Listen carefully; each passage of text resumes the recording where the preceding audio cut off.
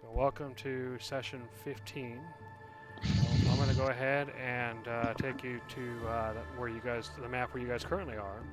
And true to my word, conglomerate, you now have one inspiration. You can use inspiration to basically give yourself advantage on a roll. If you've already rolled, you can basically re-roll and keep the better roll. So if you miss in combat or you miss a skill check or something like that, you can use inspiration to try to improve your odds. You cannot use it for things like damage. So whatever damage you roll is what you get. Gotcha. All right. Now, let me Cool, take cool. you to the map. So,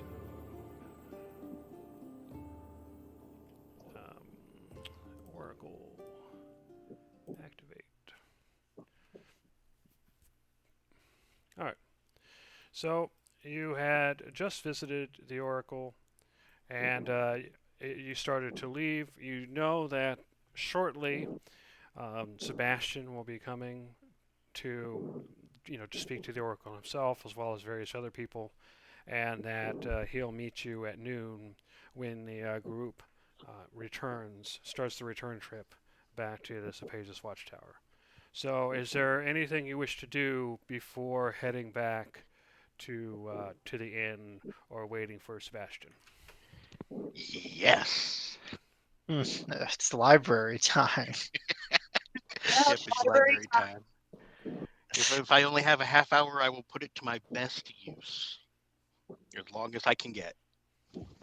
Okay.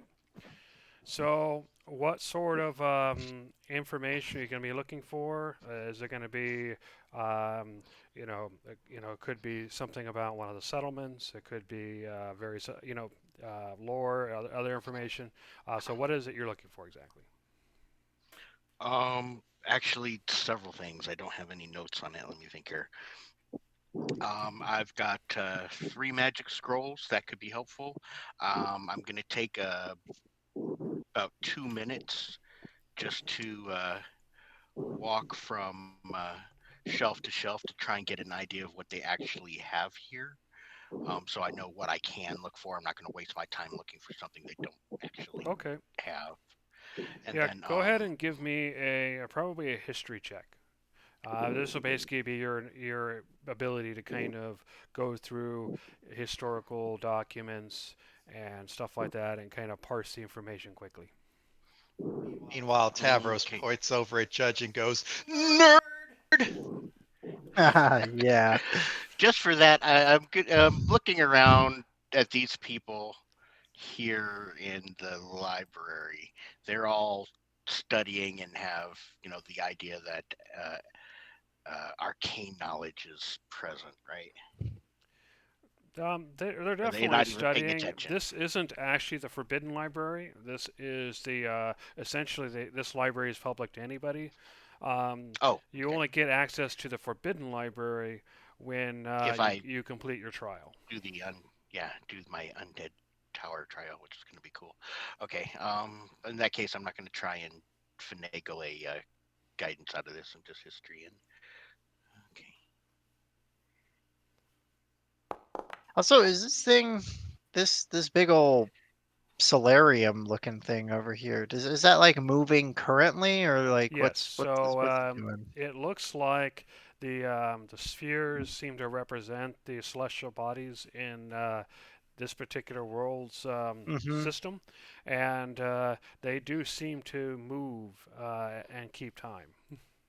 Okay. Although I would expect everything to look pretty stationary except for gears, unless these are like some freaking psycho speed demon planets Yeah, Yeah, they're fair just enough. streaking through ripping. the But sky. you'll notice it ticks ever so slightly every once in a while. Mm-hmm. So it is clear they're moving, and you can see the gears move um, as Cyclone had mentioned. Okay. So, Judge, you Anything? rolled a 19 on your history check. So, say again what you're looking for.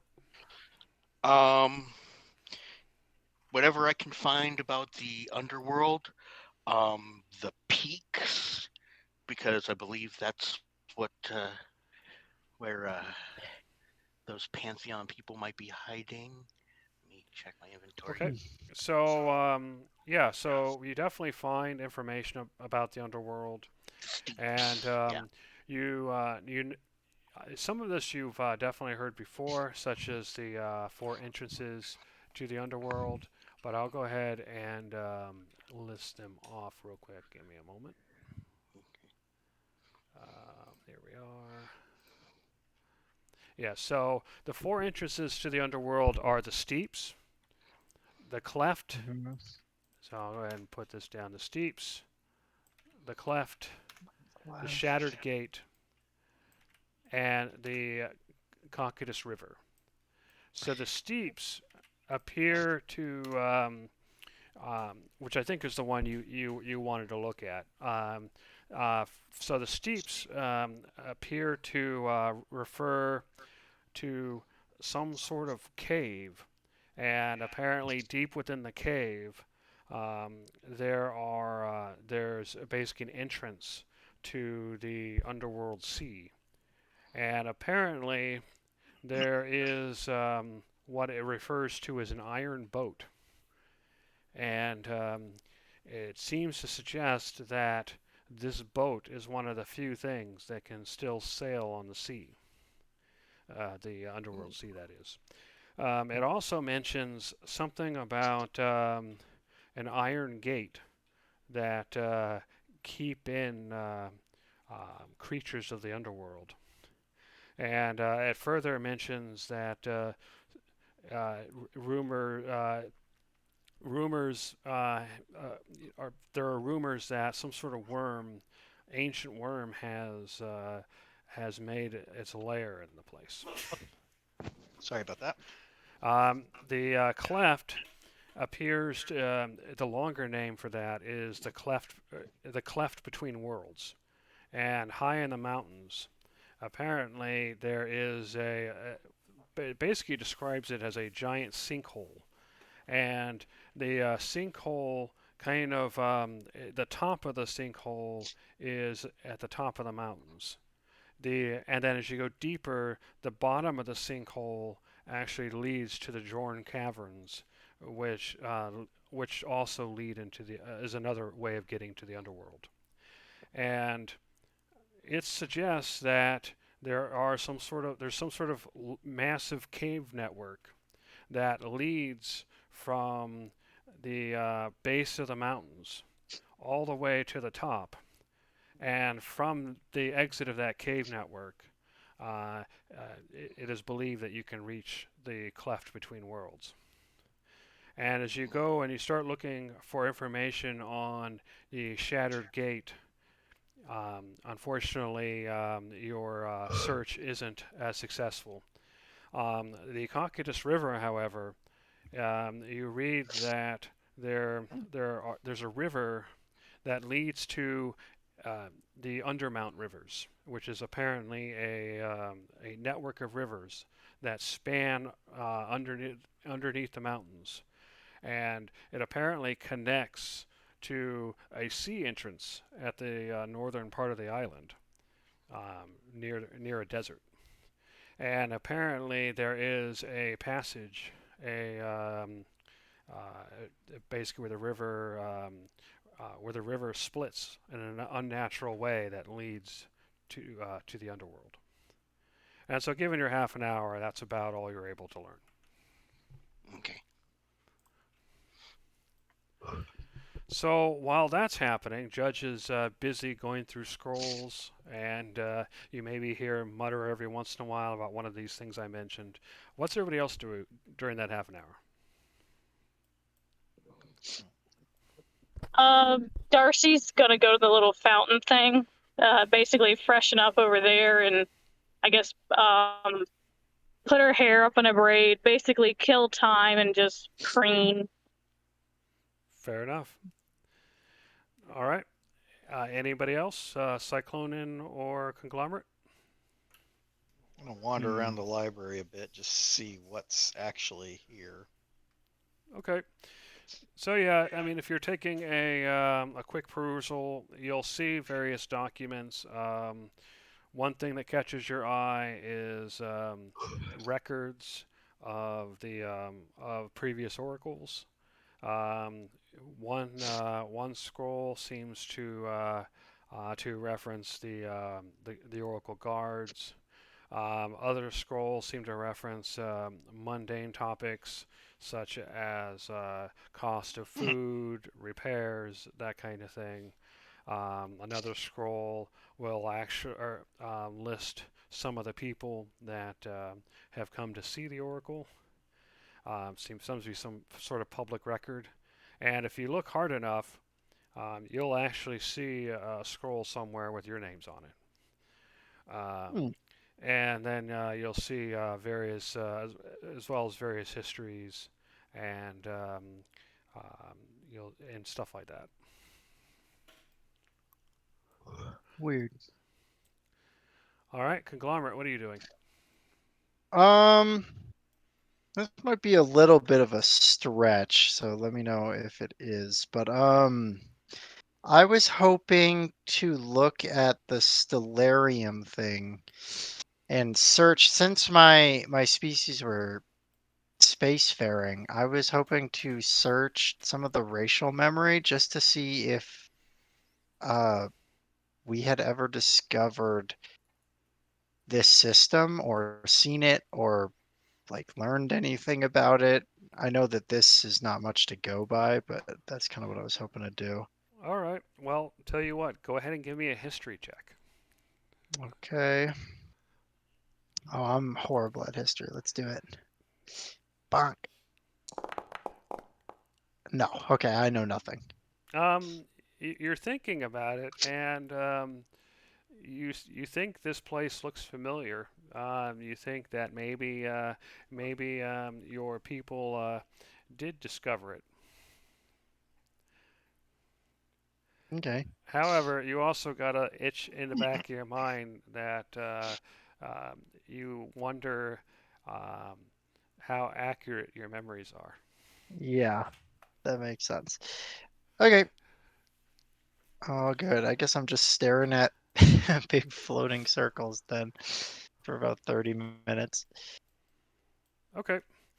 All right. So yeah, 30 minutes passes, and then the guards will gather everybody up and kind of take you back to the inn where you were staying. And on the way back, you run into Sebastian, who's being led up this way. And as he kind of passes by, he waves at you, but then turns to follow the guards.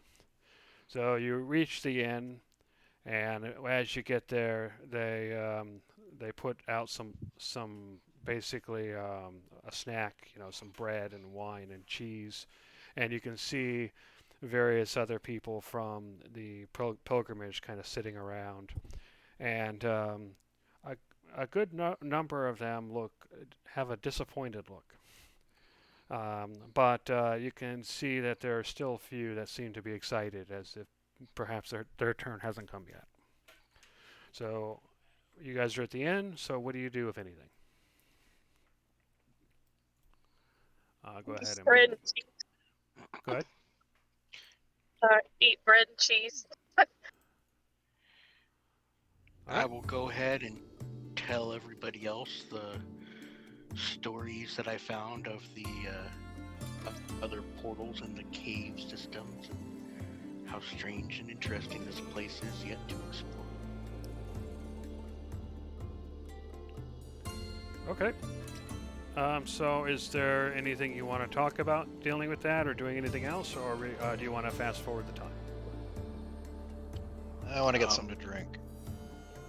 All right. Yeah, they're definitely Does giving anybody- people wine, so you get a free drink. If you want did additional anybody have- drinks, it will cost you a silver midna. Well, I'm going Did to try anybody this else have first any- and see if it was worth the price. Yeah, you taste the wine, and it tastes pretty good. It's not especially strong, but it's definitely better than the watered down wine they gave you for breakfast. Did anybody have Yeah. any questions about the island that I could elaborate on, or do we? Yes. Yeah, do you know where- if the You know if the inn in this location of the island has a more potent drink? I believe the barmaid will have a more concise answer for you, my friend. Thank you for your insight. And flag down Shake the my head. server. I have a question. Sure. How do we know if a boat is good enough to go to the underworld? Are we just gonna take a bunch of boats and keep figuring it out, Well, or The legend specifically talked about a metal boat. And Metal metal is boat. not something you'd normally make a boat out of, so I am imagining that it must be a specific boat made of metal and probably enchanted magically in order to do this, whereas just any normal boat will most likely fail. okay, metal boat? Got it. Probably magical. Magic metal boat. Okay. Did you attempt to write that down?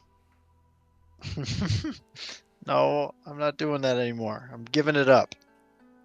You Somebody still give have me the another paper and the one. pen. You're gonna draw a little picture of a boat and a little picture of a rock that has lines coming out of it like magic metal. Yeah, they A look little like thumbs stink up lines, though. It just looks like a really smelly boat. Well, that is pretty accurate given the typical fishing boat. Emoji hieroglyphics. Yeah. Look, man, I don't know. This writing stuff is overrated. Why can't you just send it to my mind? It's way easier that way. I don't believe I have that capability just yet. Hmm. But, I'll look into it for you. Yeah. Yeah. Yeah, that sounds good.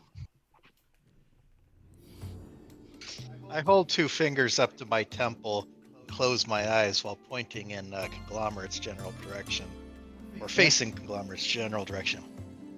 Conglomerate, what do you see in your mind? Hold on. Actually, let me check if the telepathy can. Convey your thoughts. Transmit your thoughts. Oh, Yeah, your telepathy's one way. it's one. Yeah, I was checking to see if it was two way. Yeah, I have no clue.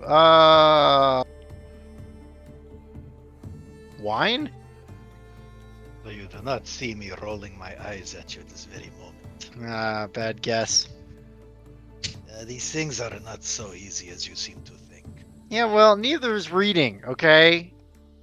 How am I supposed to memorize all those little pictures? Stupid. There are only a couple of dozen of these symbols. I know, and then they combine and form exponentially like infinite different little images, and they're all different, and they all sound different, and they all mean different things. It's just so inconvenient. Look around you. There are thousands of objects in this very room. Yeah, Many of but these objects are combined from different objects. uh, For instance, look at my glaive here. Here we uh, have this stick. It is a very long stick. It is made of wood. But look at the blade. The blade is made out of metal. It is not even the same metal as some of the ornamentation. There are several objects that make up this glaive. If the materials are like the letters that you're struggling with, the whole weapon is like a word. yeah, like all right, you got me. You're right. I will Are admit, you though, that amusing yourself? What was that? what was that? Are you amusing yourself at explaining the concept of words? He seems to be having a pretty good time to me. To a degree, I am. Although I will concede that looking at items is often more than trying to interpret what the symbols actually would look like. Yeah. But none of this is getting me any closer to that drink. Excuse me. A serving lady comes up. Yes? This wine is quite tasty, but you wouldn't have to have something a little more potent, would you? Yes. I can get you something much stronger. Is that what you're looking for, or something else? No, a stronger would do nicely, please.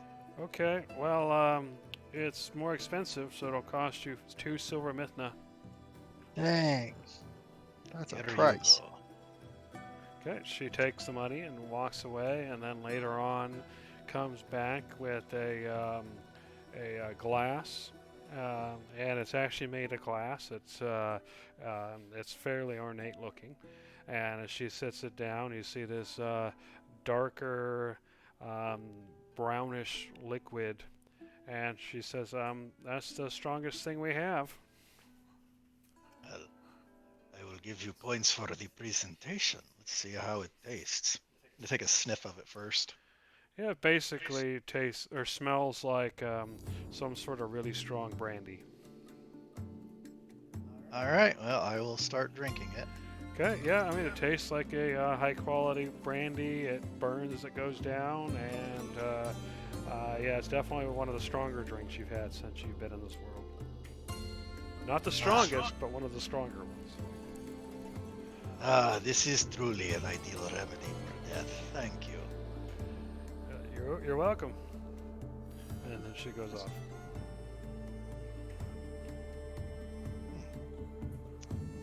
If they offer this for free, I might come back more often.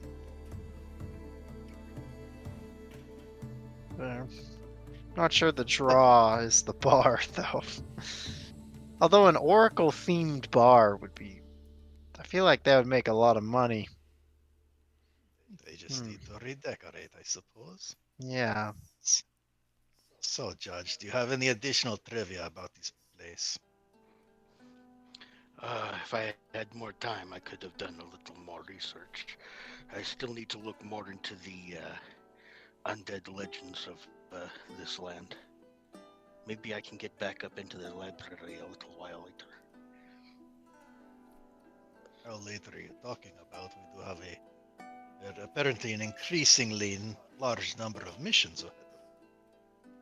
I mean, sometime later today for maybe another half hour. That would mean we are not traveling. What time does the caravan start to depart? You guys know it's scheduled to leave at noon, That is what time? 9:30. Well, if you are going to do this, you need to do so within the next 2.5 hours. Oh, boy. I thought it was the... Does I go thought it was leaving strong. tomorrow. Nope, it's leaving at noon. Yeah, we already slept, remember? Yeah, that's right. Okay. Yes, today is the day after yesterday. Very Perhaps if you informative. do not wish to know the alphabet, we will teach you the calendar first. That sounds horrible. Okay, in that case, if I've got a limited time, I would like to try and wander my way back over to see if I can take one last couple of minutes in the library.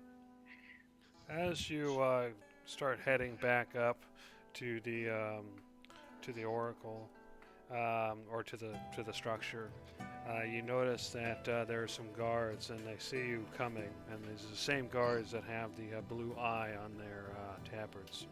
And as you approach, they shake their heads.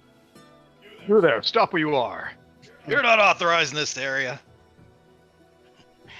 Halt! Do they say that, or is that? That's Dave. There he is. Uh, Stop him. What they're doing is, as you approach, as they see you, they're shaking their heads, but they haven't said anything yet. So what do you do?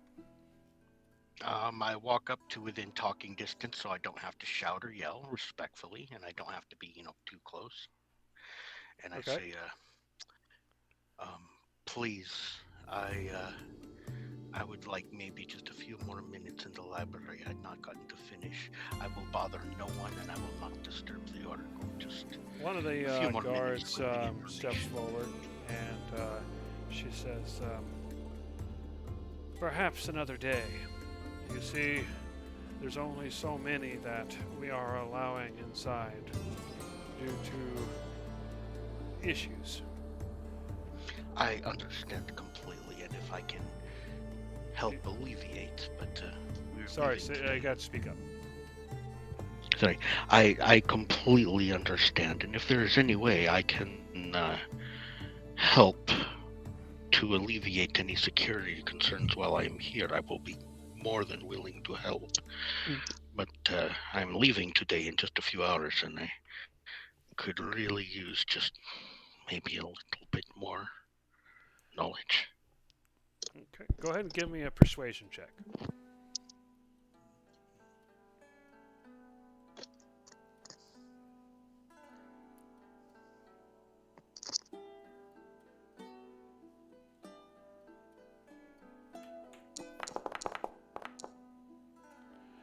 She, as you speak, she nods and she says, I understand what you are saying, and normally I would agree with you, but I am under very specific orders that I cannot turn aside. You will need to come back another day. I say thank you. So what do you do? I say thank you in Celestial, She pausing nods. for only half a second to see what her reaction is, and then Yeah, she nodded. I'll go. Yeah, I'm not about to cause problems here. Just why can't I just go look at the books? Yeah, you did that, and she's like, "You people are the kind we're trying to limit in large numbers." Yeah. All right. So yeah, Judge. Sounds like Judge is gonna return dejected. Um, everybody. What is everybody else doing while Judge is going and getting rejected? What am I doing? What do you think are his odds of success? Hmm, 50-50. We are on high alert. Oh, you're surprisingly optimistic. I would give him about a 10% chance. I don't see why they wouldn't just let him in. Just a bunch of books.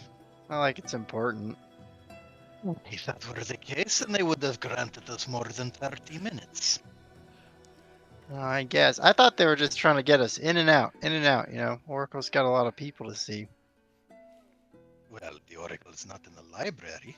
No, but like it's Yeah, they were- connected. You know, it's an open concept. So like we could like lip read, or if I know if I was in there, I would be listening in. I have no shame. Very reassuring. Glad to know you are a snoop. I'm not a snoop. I'm naturally curious. Nobody could fault me for that. And just as you say that, Judge returns. Do you say anything, Judge?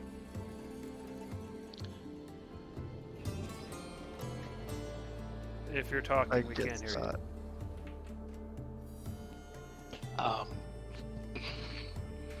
He'll just sit down and grab some cheese and watered down wine and go, well, I guess they are a little bit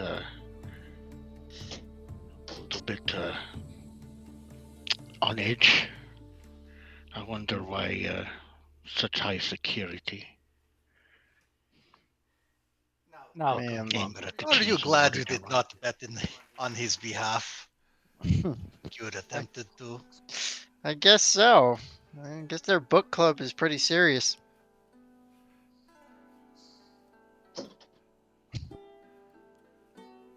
So, Judge, do you react as you find out they were betting on your odds? I just kind of raise one eyebrow, glance over to the fortunate son, glance over to Darcy. Can tell by the looks in their eyes that all the three of you were betting, and put my head down and eat a piece of cheese and sip some watered down wine. It's like, yeah, figures. It's a Just way a to glance. pass the time.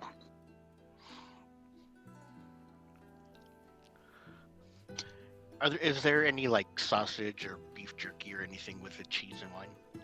It's basically just bread and cheese. Since you guys already had breakfast, they don't really supply any meats or anything like that with it. However, you can go up and ask for something if you so wish. Yeah, I'll just go up and ask for just a small handful of beef jerky or whatever your meat might happen to be. Okay, well, they can give you a plate for a silver midna. Coming back for the mystery meat, my kind of guy. I am not coming back for the mystery meat. I'm gonna walk back over with my plate. I'm going to grab a piece of meat off of the plate and hold it up and hand feed Gavel because it needs to Oh. eat too, and it's a predator that eats meat, not veggies. Yep, So- and it will gladly eat it. Probably biting your fingers a bit up by accident. Yeah. I do not know. Yeah, what kind of Gavel's meat probably that is. not Perhaps quite it could be as- a mystery. Gavel's probably not quite as well trained as Char was. Alrighty, so some time passes, and about 10:30 or so, you notice Sebastian walk back into the inn. You know, he kind of looks around, and once he spots the group, he kind of wanders over, and he takes a seat next to Darcy if there's one free. Otherwise, he'll take the closest free one, and then he kind of sits and. You notice that he has a kind of a serious expression on his face, but he doesn't look unhappy. And he looks at everybody and says, "So, how did it go? Did you get what you needed out of the Oracle?" Yeah, I In guess manner of so. speaking. So, did she tell you the terrible things about us? Oh no, she didn't say anything about you. She said that that it was right to come on this journey. But she told me that to watch out because my life could be in danger. She kind of scratches her head. She wasn't very specific, but apparently it isn't the things that are dangerous to you. It's something else, something that lurks in the shadows. And I think when we get to Sepazis, I do have an uncle there, and I think I need to go speak to him for a bit. So I think I'm probably going to stay there while you guys go and go to the ruins or wherever, and then you can get me on the way back because I think I have some family member matters to deal with. That is fine.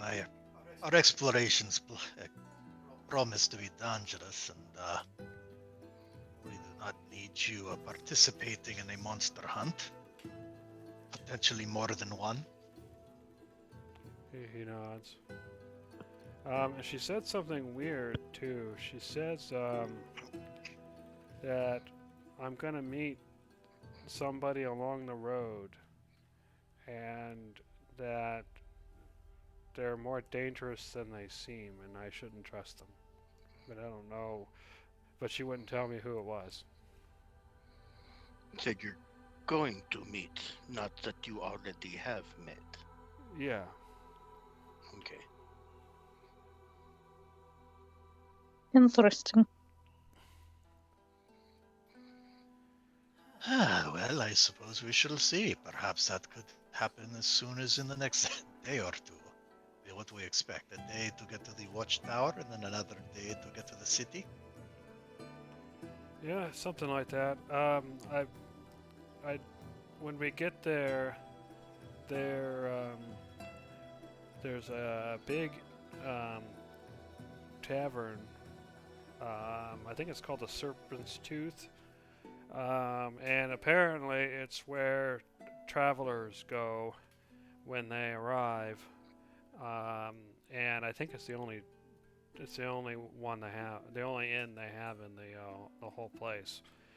Anyway, so we should probably go there because the person I need to meet is probably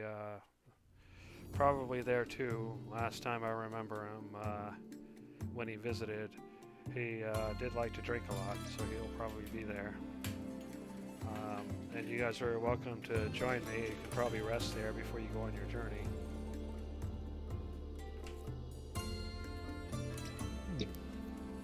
Quite nice.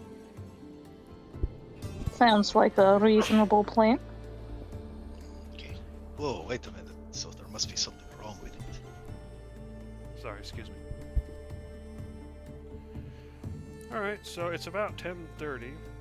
Is there anything else that you want to talk about, or anything else you want to do before we fast forward to noon? Can't think of anything else. Yeah, I think we're good. All right. Well, Judge, how hyper are you to gain access to this forbidden library? Oh, I am very excited about the idea, and we should be passing by the abandoned watchtower on our way. So I'm thinking the sooner the better. Yeah. I'm almost thinking the later the better, so just to make sure that you don't interfere with the Halakis of Athena mission. Oh, I seriously doubt that. I mean, I we kid. can go there. I can do my thing at the tower, and then we can continue on. How does it disturb? They're separate places. That is true, but one of the separate places is returning to the library. You are able to pry yourself away from the scrolls for a few days more? Well, yeah, we can stop at the tower, and I can gain my access, or win my access. And then we can continue on to the rest of our missions, and it's just on our way back. Will we stop again? So no, don't worry about me abandoning and going back right away. I understand we have other things to do, yes, but this is on the way, so we should do it. Very well. All right. So the time passes, and around noon, the guard captain comes and gathers everybody up. You notice that the injured guards are not gathered. They seem to be staying here for the time being. And then at that point, he basically starts traveling back down the mountain. Now, traveling down the mountain takes quite some time itself because basically he has to make sure that the horses move slow enough that there aren't, they basically don't trip on anything, don't slide on any rocks, all that kind of thing. The mountain roads are quite precarious and steep. And after a few hours of traveling, let's see, 2, 4, yeah. So after a few hours of traveling, he basically calls for a halt, and once you've reached the base of the mountain, and he pulls out a proper lunch for everybody, more like a brunch at this point. Or it's not a brunch, but yeah, you know what I mean. In between dinner and lunch. Anyway, so he pulls out some basic rations and such for all the pilgrims, and he comes over and hands them to you as well. And he nods to the group and he says, "I want to thank you again for what you've done. When we return to the watchtower, I'll make sure you get your reward. In the meantime, I hope I can count on you to keep a lookout. I don't expect anything to happen on the way back since those bandits were taken care of, but just in case, you never know. It's been crazy lately." So I look at the rest of the group and I ask, what have you done? Oh, we did We did remove several bandits from the road here who were attempting to prey upon the weak travelers seeking guidance from the Oracle. Well, that would explain the copious amounts of blood on the road. Which, for the record, I have not seen. I'm just making a guess. Yeah, as And it turns knowing- out, you haven't reached that point yet, so no, you don't actually see any blood on the road, at least not yet. And knowing that it was just a joke,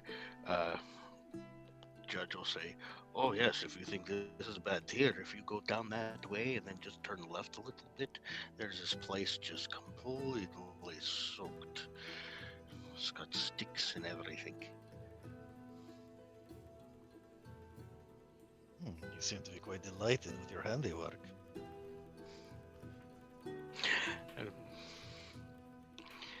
Just letting you know, you seemed interested in the blood splatter everywhere. I was just establishing that I did indeed walk this road all the way up.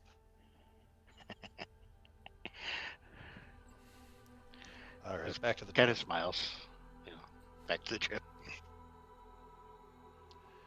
In the meantime, Sebastian kind of comes up with his food, and he looks at everybody and he says, as he's chewing, he says, well, I'm sure glad it isn't like when we came up. So far, everything's been quiet, and there wasn't any rock slides or rocks from the heavens or lightning bolts or it's like, well, maybe I'm exaggerating, but you know what I mean. It's been nice. A word of advice. That sort of optimism is best expressed at the end of a journey. Okay. Oh, The tempting worst fate. get ahead. He looks at you, and then he kind of goes off into a corner and sits there and eats. And you scared him. All right. So the food, everybody, the meal wraps up. Everybody gets back in the wagon, and the journey resumes. Partway there, however, you notice that where you were originally assaulted, you see a number of guards in the area, and you can see some guards kind of coming back from Judge, the direction of that bandit camp.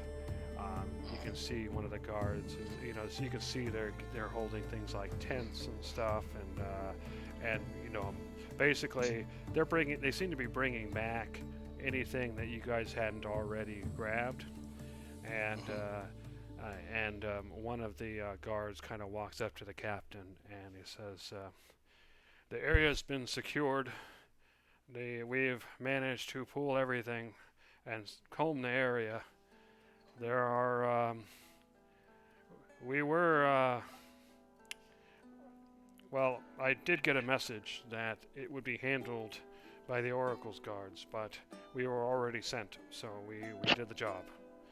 By the time they arrive, there will be nothing else to do. I hope that doesn't cause too much trouble. Anyway, just letting you know, it is safe. And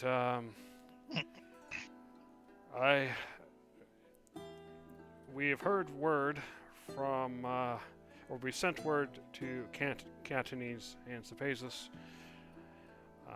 We expect to receive reinforcements in the near future due to this incident. At least that's what I hope. And the captain nods and he says, "Well done, sir. Continue with your operation, return to the tower, and whatever you do, don't blame yourselves. This was not normal, but it has been taken care of thanks to our friends here. And in fact, once you go, I would ask that you give this scroll to the commander." And he looks at it. Of course. And then the guards kind of start trotting off. Captain looks back toward the group and he says, your payment should be in order by the time you get there. That's what was contained in the scroll. Well, shall we continue? Of course. All right. So the rest of the journey occurs without incident, and as the sun's setting, you arrive at the Cephesus Watchtower. As the wagon kind of pulls into the walls, the gates close behind it, and all the various pilgrims kind of, they get out. Most of them head to the inn. A few head to the few houses that are in the Watchtower area. And then the guard says, "Hold, please, one moment." And then shortly thereafter, a couple of other guards kind of walk out, and one of them hands the captain a sack of money, and then he turns around and hands it to you, and he says, "I wish it could be more, but that is the best we can do for now. But I want to thank you for what you've done. You will be remembered for your bravery." And then the captain says, "You're free to go. If you wish more work in the future, please stop by." And he salutes, and then the guards kind of walk off. So in the sack, you'll find 100 mitna.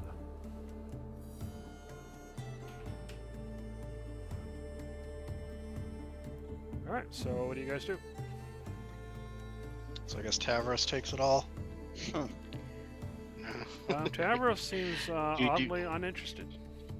It's up to the rest of you. Yeah, hey, do we just divide it up, or just one person carry it? How heavy is that? 100? It's not too bad if we split it between all of us. Ugh. Just split it up evenly. Yeah, why not?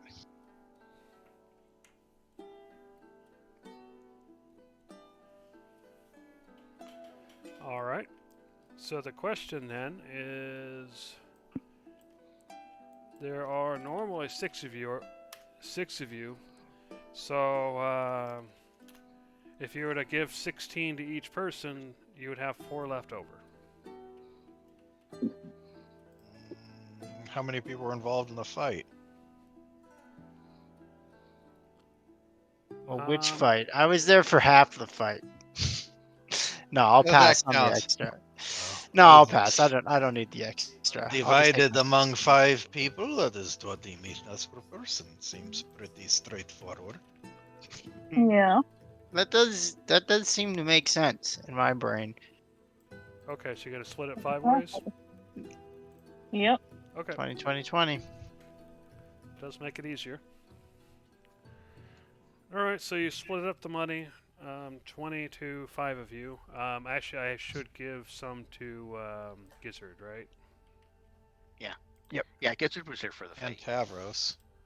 Yeah. Fair enough. Yeah, Gizzard got my knife back. So 20 there. And then Tavros, I'll just put 20 in here. Okay, so Tavros and Gizzard are taken care of, so you don't have to worry about that. Okay, so once you divvy up the money, what do you guys do?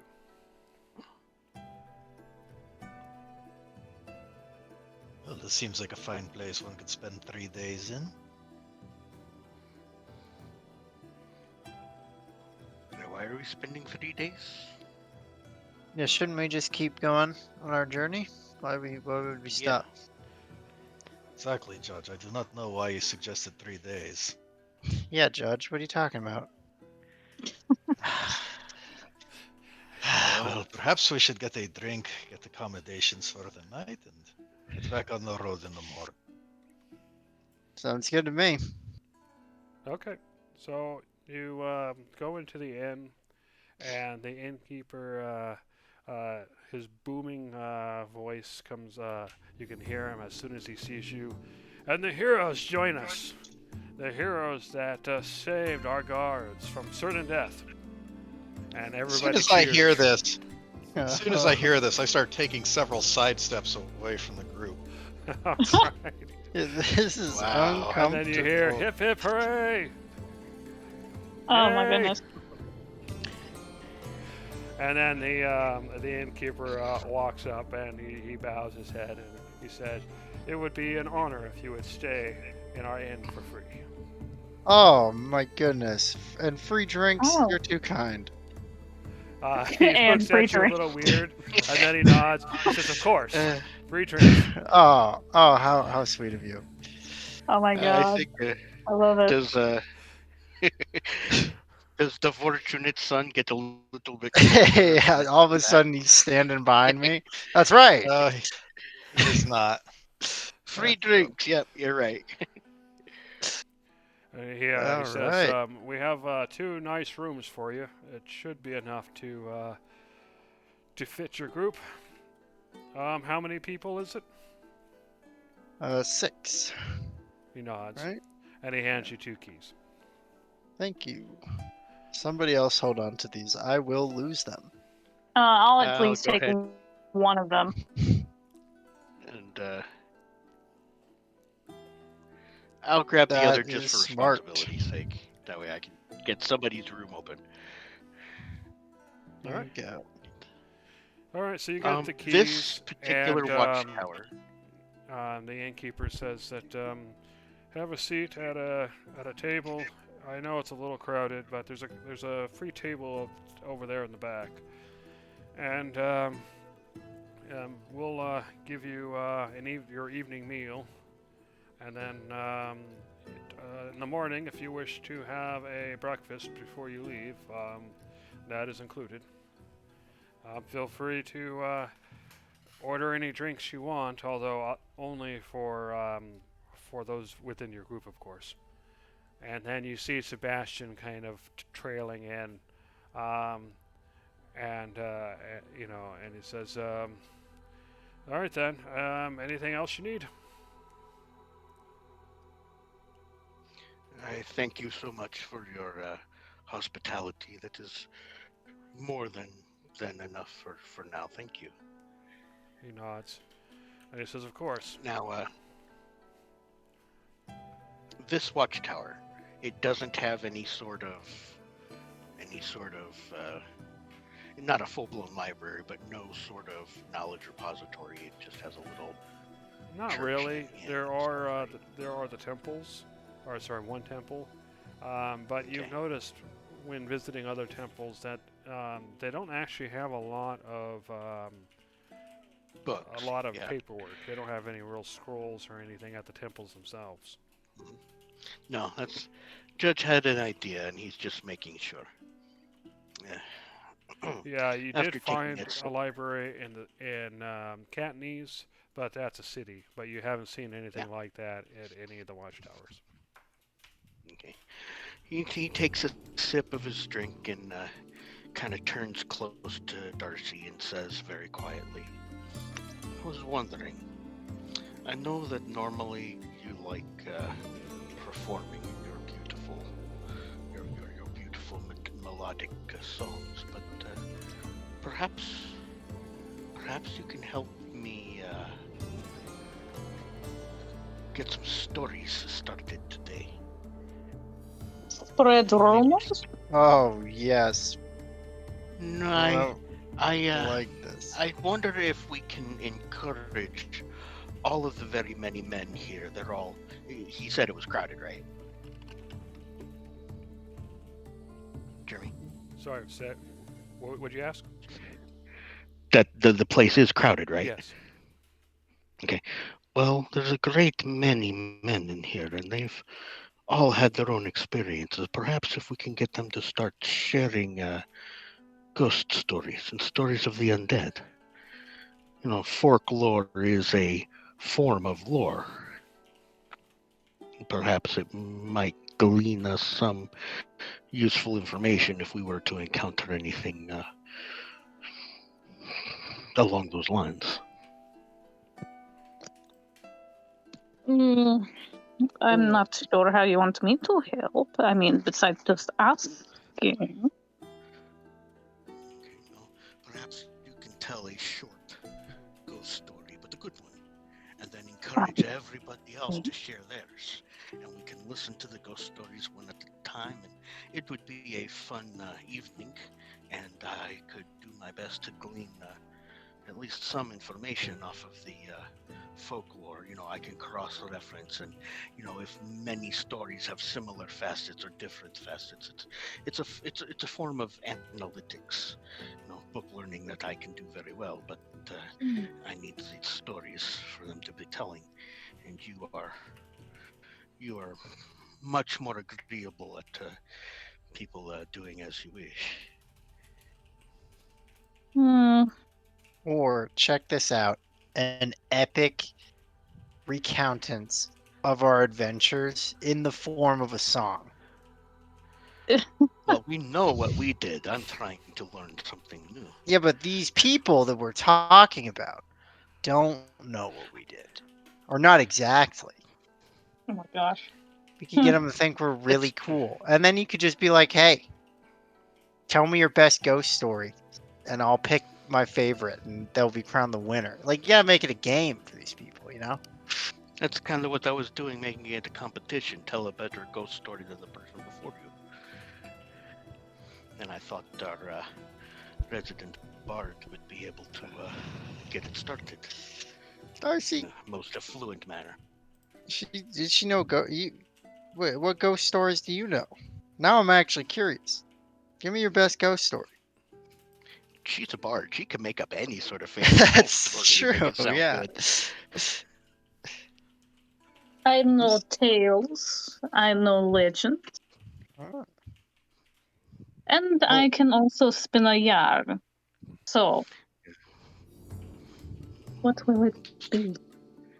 We will try and keep it themed to the undead in this realm, and based on the stories that everybody else tells, we'll be able to give me some idea of what kind of undead exist here.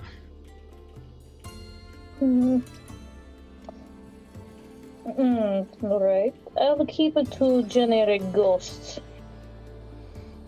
For now. Ghost zombies. Yeah, we'll see what they have a knowledge of. If not a single person says something about the vampire, then we will know vampires do not exist in this world. Well, Let's but get no the big one crowd. has no one has lived long enough to tell. Only. Why do we think there's vampires again? Did I miss that? That was just an example. Yes, it was. Yes, you missed it. It was just an example of how I'm going to be analytically examining the stories as they are told. Okay. So the goal is what? Get on stage and tell a tale and see if someone can tell one better. Challenge them to tell one better. Force them to.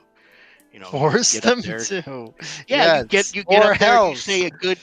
Yeah, you get up there. You say a good tale, and then a short but good ghost story, and then you look at the crowd with your bardly affluence and say, and I dare any of you to tell a better ghost story.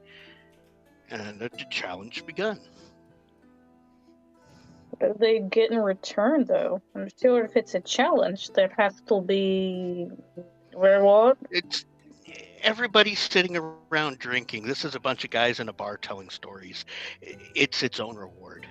I Believe feel like me, we I've been should in more than enough bars with more than enough old people telling more than enough stories. I see how it snowballs. What about a 5 Mythna reward for the person who votes the best ghost story? I'll And even Conglomerate pocket here it. gives us 5 Mythna for the best story. Yeah, actually, I genuinely would be okay with that. I think that I kind of want to hear some ghost stories now. I'm interested. You got me interested. Alright.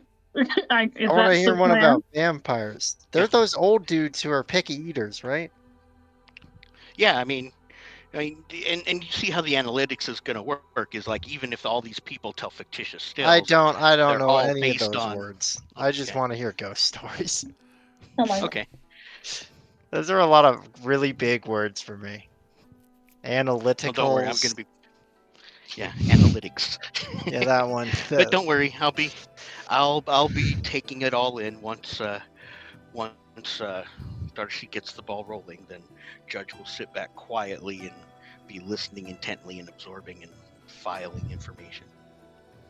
All right, let's get this party started. All right. Well. Oh gosh. Well, while they're gearing up for that, I'm going to go to the innkeeper and request a room. Okay. That's right. You are so embarrassed by us. What did we do wrong? It's like I don't know those people anymore. Yeah, Ghost stories. Yeah, they're he not my is- friends. I don't like them. He is absolutely a part of the team. Everybody recognizes him as such. He's already gotten the free drinks as such, but now he's asking I have for not. more. I'm actually rewinding to right after you guys got your accommodations. All right. So you notice, like, as you guys kind of head off towards your table and everything, Cyclonen ignores you and walks up to the innkeeper. All right. As you reach the innkeeper, he looks your way and says, "Can I help you?" Yes, I would like a room, please. That group over there took the last two good rooms, I'm afraid. I do have a smaller room I can offer you for two small Mithna. I assume there is room for one person in it? Yes. Then it will be quite adequate. All right then. He hands you a key. Don't mind the floor being a little squeaky. On your way there, it's structurally sound, I assure you. Well, it has been a long day of travel. I would like something strong to drink as well. Okay, so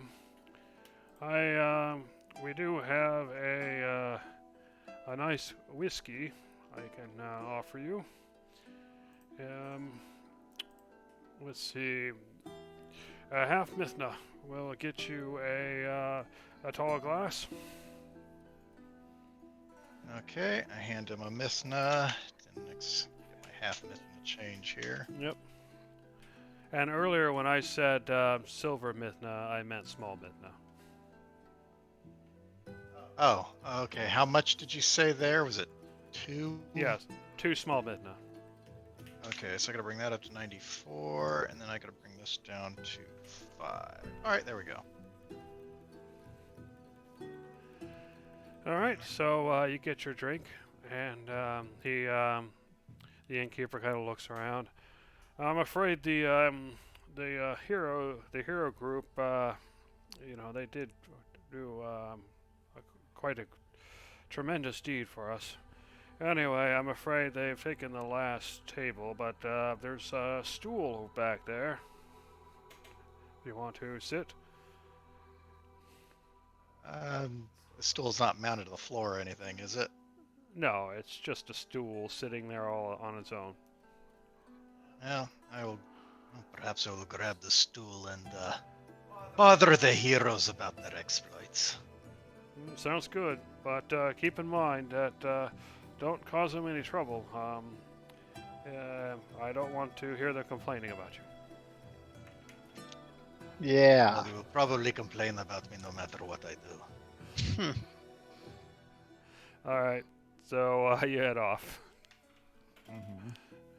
Yeah, I go ahead and come up to the table, find an empty-ish spot, and bring up the stool, and it's like, so here are the heroes. That's me. So, tell us all about your exploits. I'm sure everybody wants to know about the epic battle against these bandits.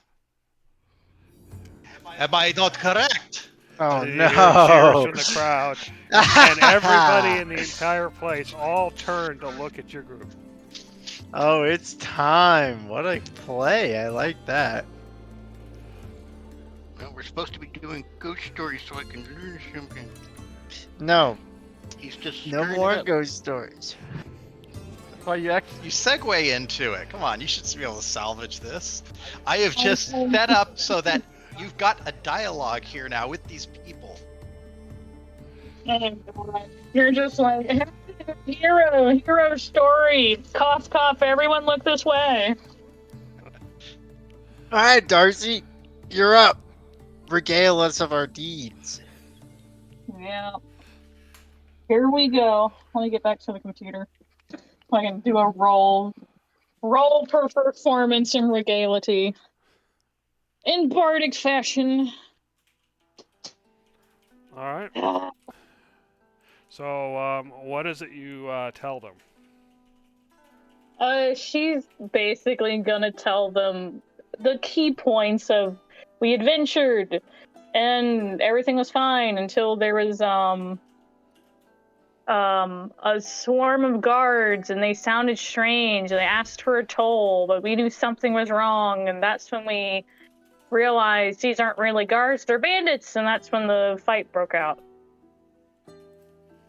And Make the talk fight about who epic. did what. Yeah. Who did what? You've got artistic liberty here, so just you can maybe exaggerate some things. Well, that's where the actual, like, oh, and he slew, I don't know, slew a man with one bolt here and cut him clean in twain there kind of stuff. Yeah. Like, that's where that goes. And then later on, we're going to talk about the landslide and... Oh, and I mentioned the flying dude. Say that you saw him. Yeah. Flying man. Probably not going to mention that because then, no one else but then saw that. we could say that there was a supernatural force. That can be our segue to ghost story. Well, I don't want to over embellish it to where people start thinking, "Are we really the heroes we say we were?" That's fair. That's fair. So I'm going to keep it to in the realm of Of reality. reality and believability first, Yeah. and then then I can go into tales of disbelief and local lore and such. Okay. Yeah. Okay. So you're gonna spin that up in a kind of bardic, way that's all captivating and everything. So go ahead and give me a performance check. But first, inspiration, because I do not trust the algorithm. Ah, yes, a good one. That's awesome. This is gonna be an epic tale. And my epic tale cannot be anything less. It's performance, right? Yeah. Okay. Here we go. Yeah, see, we needed that. Yeah, we did. 27's a great roll, though. Yeah, it's still a 20. So, yeah. So, oh wait, 27 because that doesn't count the 7. Yeah, you're right.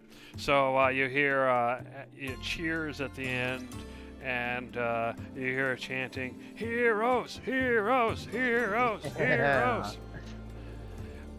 I could get And used to then this. one of them says, "Encore, tell us more about your exploits. What else have you done?"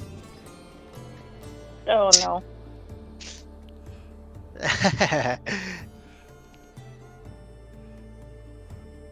Tell them about the rock slide. The rock I slide. did, you ding No, dong. no. Now's your challenge. Now you challenge them to tell their best ghost stories. Oh no! Tell Well, them about these the people, epic fight with the basilisk. they have engaged in mighty battle, and they have been traveling for a long day. We should not, we should allow them time to rest. Why don't we entertain them? I have heard there are many mysterious events that have been happening lately. Who's got any ghost stories to tell? Yes, anyone tell the best ghost stories? Step right up. All right. So, Cyclonin, you can go ahead and give us a persuasion. And Darcy, sounds like Darcy's helping, so you have advantage. Yeah, I'm gonna hop my butt off the stage. I did what I was supposed to. Persuasion, huh? Your job's Yeah. done. Ooh. All right. So you're utterly convincing, and then so it's like, so what kind of stories do you want? I'll tell you anything. The local legends, mysterious ruins, hauntings. What is it that scares the locals? Okay. So one of the people kind of timidly stands up, and he says, "Well, not too long ago, well, I guess it was kind of a long time ago. Anyway, there was a phalanx of hoplites, and it was led by someone named Procopos, and someone else yells, "You're gonna tell him that, tired tail?" And the other someone else says, "Shut up!" And it says, but anyway, it the guy's name is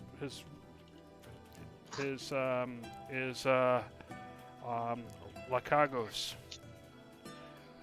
and sorry, his name is Procopos, but he lost the entire Locos, and apparently there was a battle, a war with the Triton, and at that place they fought, and they fought, and the Triton killed every last person, and even today their shields and spears are still there, along with the weapons of these Tritons. And even the blood is there. It's almost like no time has passed. The bodies are still lay there as if killed yesterday, almost like it happens every day. But the strange thing is, there are those who say that the dead in the area cannot rest. And so sometimes the bodies will rise and haunt the countryside before returning. And then someone else kind of pops up and says, well, I met someone once at night along the road, and he was all pale, as if he had no blood in his face. And there was another person who went up to talk to this pale person, wanted to see if he was okay. And then suddenly the pale person bit into the person, and as he bit into him, you can see his body shrivel up, and the person, I swear, changed into this creature with long limbs and long teeth. And I ran. I didn't see anything else. And then there's some other tales of people standing up talking about various things. And you, over time, you learn that there seems to be some sort of undead, or at least they believe there's some undead, called the Vricolicus. And apparently, these undead, or at least so they believe, can look like people, although people that are extremely pale. And it seems that they can turn into vicious beasts with long legs and arms and long teeth, kind of ripping out of their clothing, and it appears that they can run really fast and attack and bite. And you hear stories about people trying to stab these things with spears and it not having any effect. And somebody else claims they've seen one of these things climb a sheer surface, kind of like a spider, just right up the surface. And somebody else talks about how they saw one of these things with a wound, and before their very eyes, the wound kind of sealed itself up.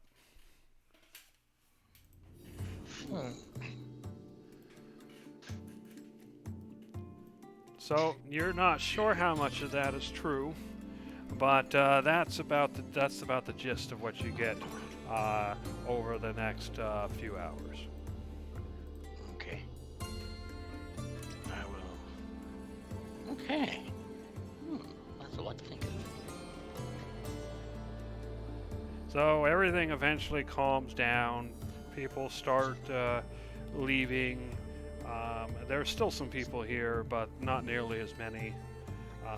So you kind of have some time to talk amongst yourselves, where you can actually hear each other talk.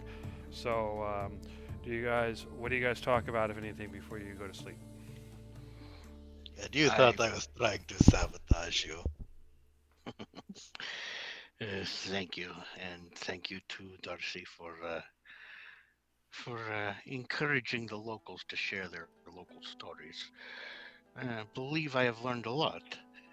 The tower that we are to be going to is obviously in the local legends, and the undead that the oracle spoke of seemed very much like some sort of hybrid between, say, vampire and werewolf. So we shall have to keep on guard for this type of thing. Be very careful not to be injured, I guess.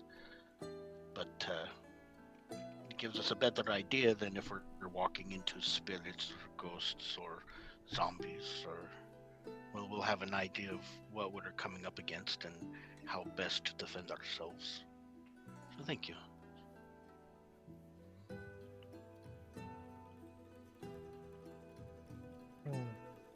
Yeah, it was certainly a weird creature.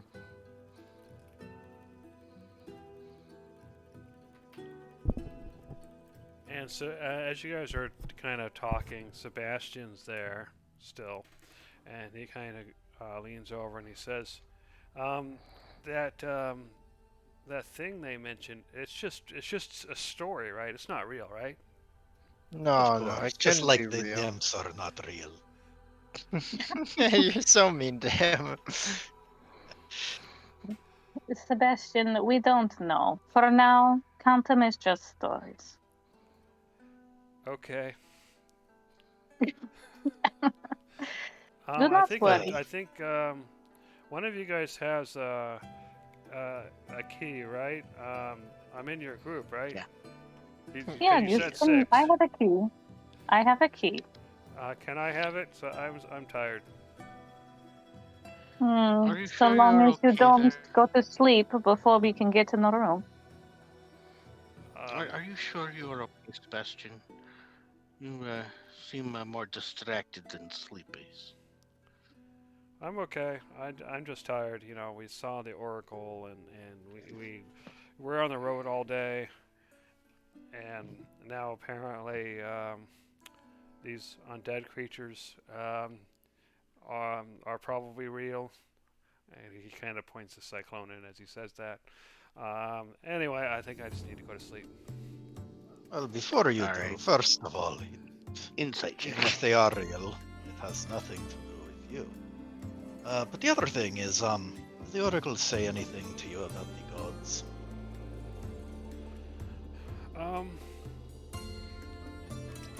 Kind of. She said that one of the gods who has yet to obtain her full power may visit me and may even ask that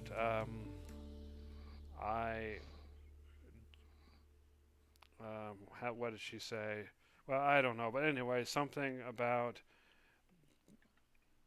joining her flock or something like that. Anyway, it's a lot to think about.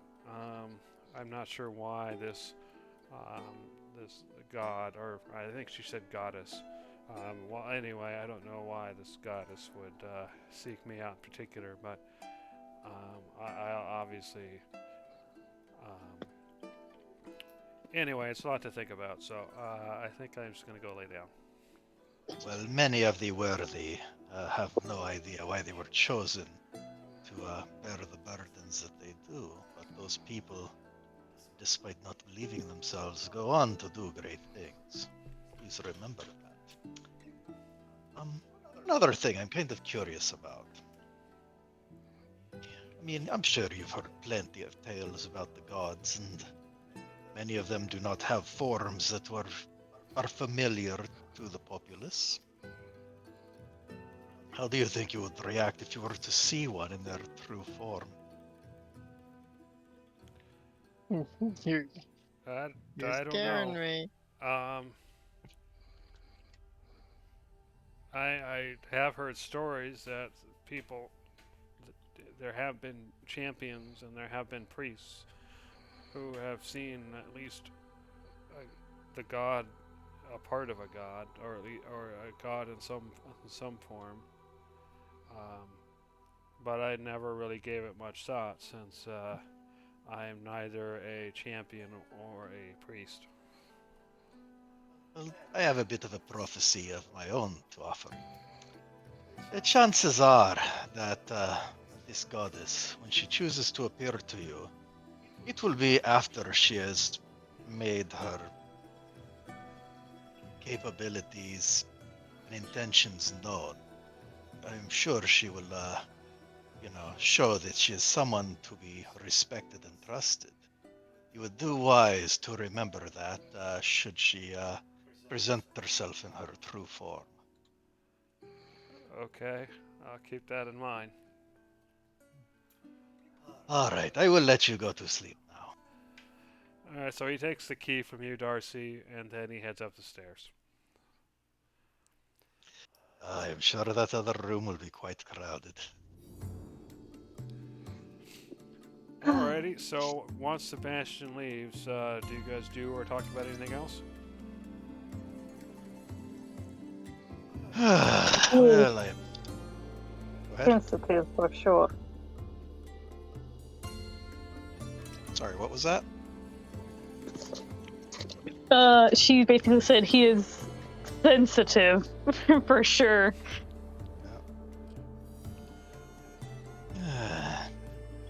We'll be interested to see how he reacts when you reveal yourself. I regret that the situation probably will not allow me to witness it. Oh well. Who knows? Perhaps you will be around. But yes, if he is to see the gods in their true form, it seems like it is wise to start getting him thinking about that and accustomed to the idea. Well, we have still much of the journey to go, and anything can happen. And, well, he's already seen some of us do quite the feat. So, a little exposure at a time. Well, I too am feeling quite exhausted and should probably get to sleep. However, I guess I will, seems quiet enough now. I will share a little bit about my misadventures the other night. Finally. Oh. So while I was exploring in the direction of this cave, I did stumble across a campsite guarded by goatlings. Interestingly, they were interested in, if I worded it that way. Anyway, they wanted to search the site, but were afraid to, until they were certain the former occupants would not come back. Apparently, it was a camp of godlings, and they were afraid of antagonizing them. Interesting that they were more afraid of those ones than they are of us. Anyway, I successfully snuck amongst their midst and found some information that offered some clues perhaps about how to navigate the cave network where the pantheon we seek is hiding. I did give the goatlings a good scare before continuing on to the cave, so had a little bit of a good time. Anyway, the cave is indeed quite maze-like, and it did occur to me that there was a very high probability that I would die. So, at my earliest convenience, I took the paperwork I found and hid it within the cave, although I did do my best to memorize the clues as well. So, when we turn that direction, we should be able to retrieve that at the entrance and try to make our way. I ended up in this, well, based on what the Oracle later said, I am convinced I read the clues wrong and went the wrong way into an area with some sort of insect creatures or something. There is something in the air about that place, and I unfortunately succumbed to the effects and passed out, and next thing I know, I was dead, looking up at Judge and Conglomerate. So, anyway, the Oracle gave me some valuable information about how to interpret the clue, but basically, it should be a map of which cave passages we want to take to get to the Godwings. I'll wait for Judge to get back on. That Yeah, revelation was so stunning, he fell and hit his head. Right? Just passed right out. he stood up too fast and ripped the microphone and his PC cord straight out the wall. After weeks of anticipation. Yeah.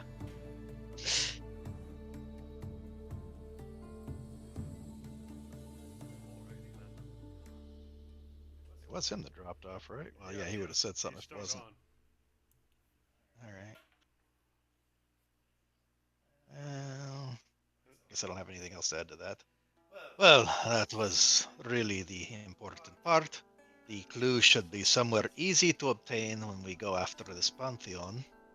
So, and thanks to the Oracle. Thanks to the Oracle, we should be able to more easily navigate the cave network. But that being said, it has been a long 2 days, and I am looking forward to some peace and quiet and rest. So, I tip my hat to you and bid you a good night. Alright, so Cyclona and you head up to your single room. Since you are sleeping in civilization, your exhaustion is automatically resolved with the night's sleep. So when you take your long rest, remove your level of exhaustion. As far as everybody else, is anybody else doing anything before you go to sleep? Well, we have the map. Do I have enough clues based on the stories and everything else I was told whereabouts this tower is and the cave and just little landmarks on the way?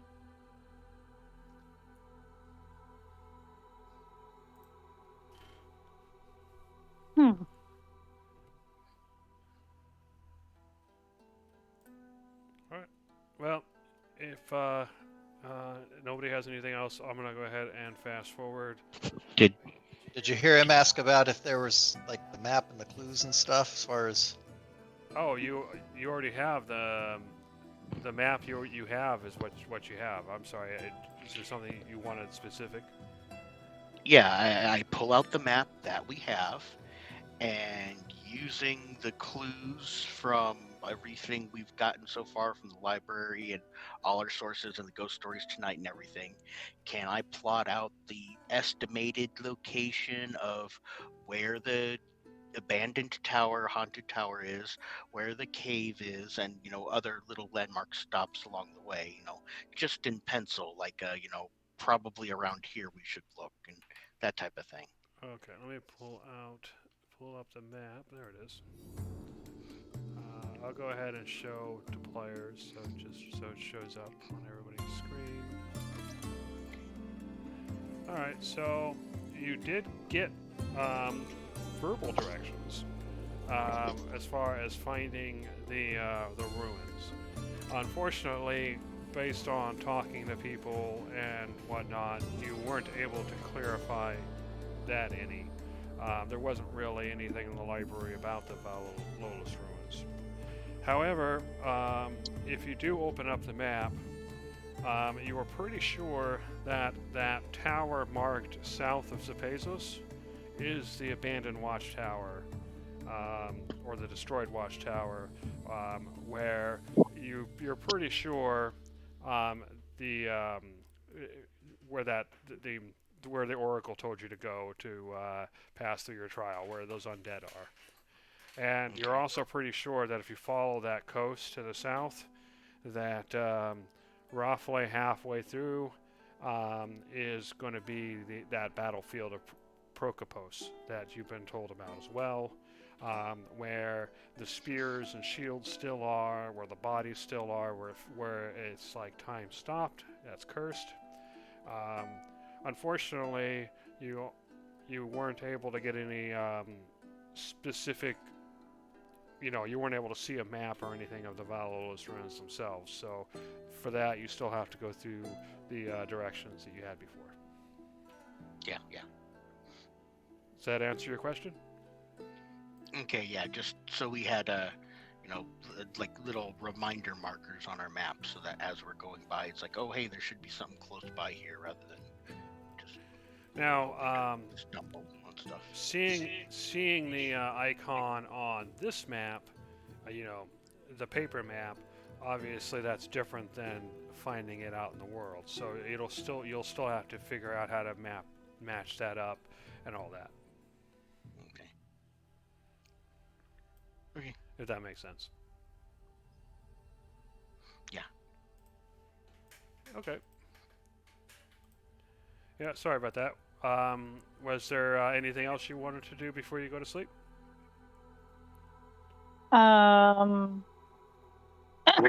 Darcy wants to check on Sebastian because, of course, he's always gonna need some encouragement.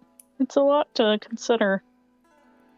Okay, yeah, you go up to your room, and since you gave him your room key, it's your room, and you see him kind of laying on one of the beds in the room. He's still awake, but he's just kind of laying there, staring at the ceiling. And as you come in, he kind of sits up and looks your direction. And judging by the look on his face, he doesn't seem upset, really. He's just more like he's got a lot on his mind.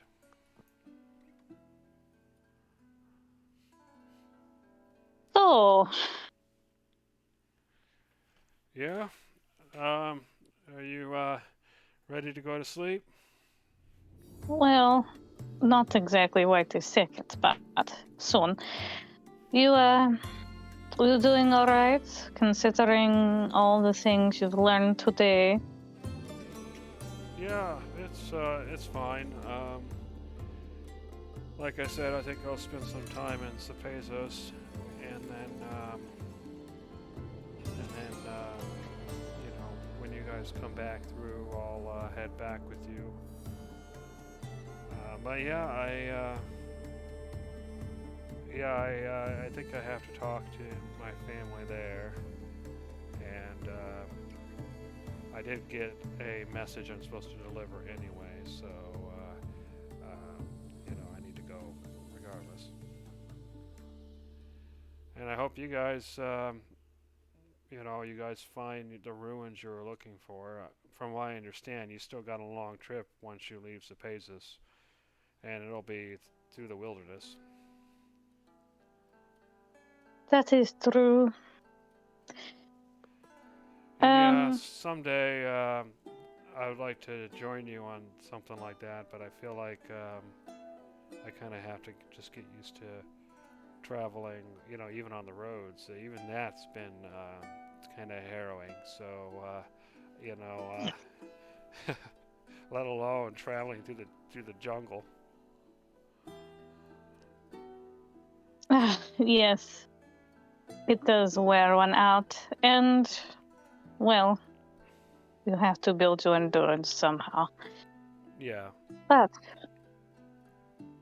this possible threat towards your life, don't go away with anyone, even if you do know them. Stay in areas where others can find you. Okay. I'll stay in Cephasus until you guys come back. And just be careful, since we won't be there to help in case something happens.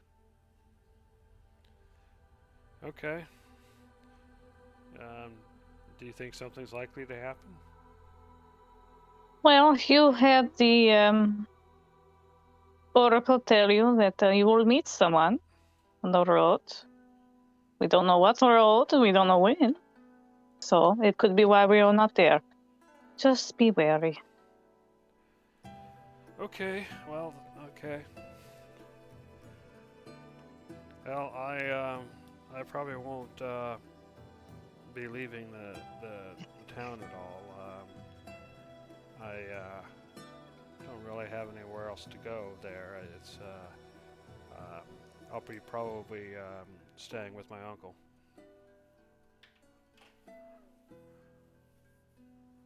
That's good to hear. Well, I'll leave you to your rest then. Okay. And then he lays back down. Alright, so Darcy went up to her room. Judge and Conglomerate, you guys are, as far as I know, still downstairs by yourselves now. So what do you two do, if anything? I don't think I really had any plans for anything, so I can probably head back as well. So you mean Tavros isn't trying to talk you into some mystery meat right now? He might be, but I'm I not sure think it's we're all time gonna for go mystery ahead. meat. Yeah. Yeah. And We're- Gizzard's the we're devil ready on to the other shoulder. Mhm. Yeah, Tavros and Gizzard are awfully quiet tonight. Well, They'll make up for it later. I'm sure. after giving Darcy a good few minutes to go check on Sebastian, Judge will head up to bed too. I heard you're gonna go check on something, but speak up. No, after giving Darcy a good several minutes to check up on Sebastian, then Judge will head up to bed as well. Okay. All right. So yeah, by the time you show up, you can see Sebastian is asleep.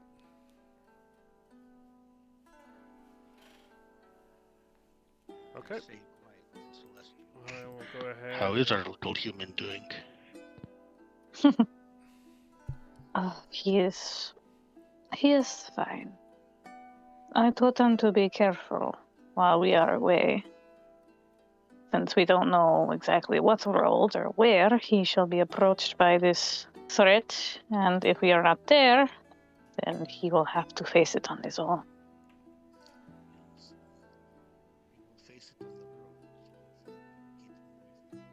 You are almost inaudible now. Yeah. Sorry. Well, the article did say that he will meet us on the roads, so if we can keep him off the roads and in the cities, perhaps we can mitigate until the time of that crossing. One can only hope.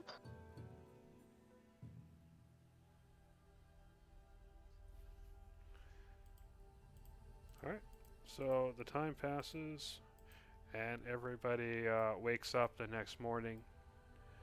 And as you wake up, you notice that Sebastian gets up, on his own, and he kind of looks around. And he says, "Anybody else hungry?" Yeah, he eats a lot. Yeah. He we're ready for does. I breakfast. swear he comfort eats. And then he heads downstairs. And once you guys get downstairs, you're offered a table, and you're offered the free meal that from last night. And with the meal, you get your watered down wine. There's also juices and coffee if you prefer that. There's some sort of fried ham and cheese, olives and bread. And Cyclonin, for you, once you had paid for your room, you a serving woman walks up to you and he says, "Sir, we can offer you a nice breakfast for one small mithna." And then she tells you the ingredients, the same ones. And she says, "Are you interested?" I am indeed interested, and I also go ahead and add on the same drink from yesterday. Okay. So she takes the 3 small mithna from you and then heads off. Sorry, lots of sneezes tonight. Anyway, so everybody kind of sits down, and then you get your meal, and you guys notice the Cyclonin pays for his meal as well. So as you sit down and eat, you also notice that there are various other people there as well, and it seems like there's a new crop of pilgrims here today, kind of off, segregated on their own, but you can hear them chattering about the oracle. And apparently they're heading out at 8. So what do you guys do or talk about during breakfast? Do not worry, I will not force you to regale your tales to this crowd. Oh, how wonderful of you.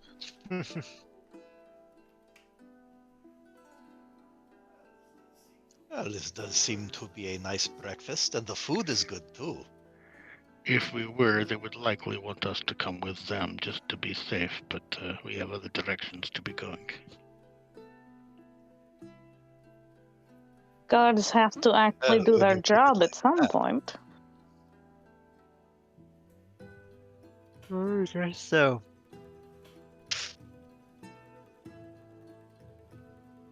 Well, you notice that Sebastian is shoveling down his food, and he's eating his bread, and you would, if you didn't know him, you would guess that he hasn't eaten in 3 days. Is he nervous eating again? Yeah, I bet. Oh my god. I ain't dealing with that on the road. Yeah, he's just gotta learn that when he eats that much. I mean, he's grown, right? He should know this. Right? It's Whatever. like, bruh, you can't comfort eat. You're just gonna get fat and you're gonna feel bad. Well, he is going to burn a lot of energy on the road today. Yes, but he That's doesn't need true. to be belly aching the whole way. Well, then I will not make him carry an 80-pound load. He's lucky to carry himself. As he finishes, he looks over Darcy at your plate, and he kind of Oh points my to your bread. And he God. says, Oh my god. "Are you gonna eat No. Yeah. Sebastian, haven't we talked about this? Eat so much bread, you're going to make yourself sick. that?" I'm okay. And he kind of hangs his head. Swear to God, he's a toddler. I know. God, I need like a juice box and like animal crackers for him. Mm-hmm. Yeah, you're right. I've had enough food. Then he kind of stands up and he says, "I'm gonna get some fresh air. I'll be outside the inn. I'll meet you there." And he kind of walks outside. Okay.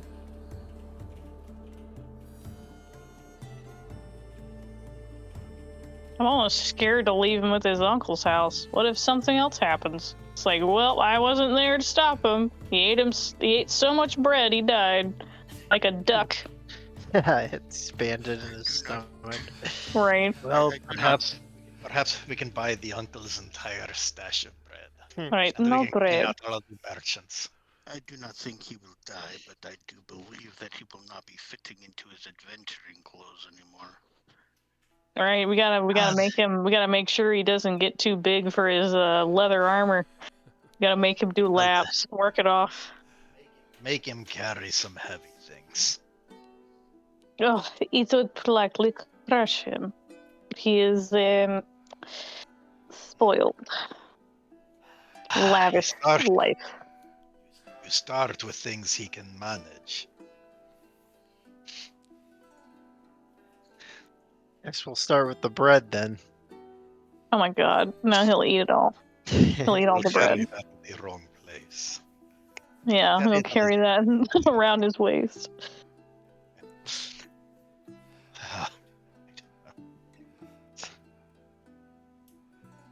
Well,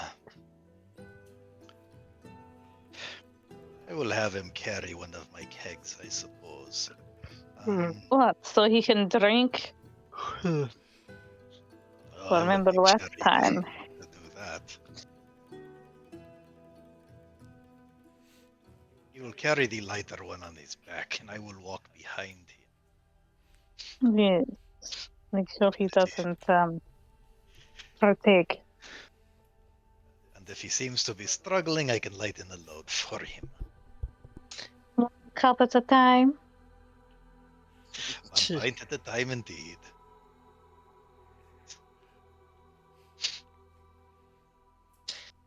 All right, should we time skip? I don't think there's anything else I need to do here. Yeah. We can. Okay. Yeah, you guys finish your meal, and as you leave the inn, you see Sebastian kind of sitting outside, kind of like on the porch. So he's not sitting in the dirt, it's more like on the wood. And as you come out, he stands up. You can see he's got his pack, and he's wearing his armor. And he says, "Okay, ready when you are." Yeah, I think we're ready to go. Yep, onward. All right, before you go, we are going to go ahead and get you a little more used to the life of the traveler. I'm going to add a little bit of load for you, since I am carrying so much already. So, I go ahead and place 2 kegs down, because I'm curious. I need you to carry one of these for me. I will allow you to choose which one. All right. Let me check something real quick. He's gonna Flavor. immediately crumple. Right? It's like, labor, I wasn't ready for that. So he goes to each keg, he picks it up and puts it down, goes to the other one and picks it up and puts it down, and then he picks the lighter of the two. That would be the 25-pound keg. Okay. So yeah, you notice that he does seem to be stronger than the average human. He does pick it up and kind of tie it to his backpack, and he complains a little about his back, but you notice that he does seem to be able to move just fine. And he says, "Well, it's not so bad, I guess. Okay, I'm ready to go when you are." All right, let us set out onto the road. All right, go ahead and move yourself 2 hexes. You have normally 12, but for now we'll start with 2.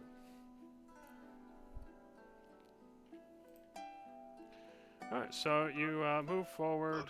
It's a fairly, it's a warm, clear day. You can tell that by the time it gets to noon, it's going to be pretty hot. And you come across a bridge.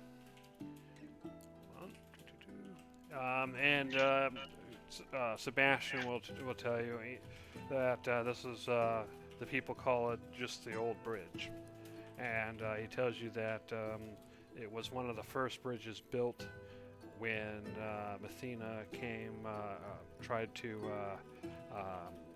colonize the islands. And as you can tell as you approach, it's a sturdy stone bridge that seems to be supported by multiple arches across probably 100 feet of river at this point in time.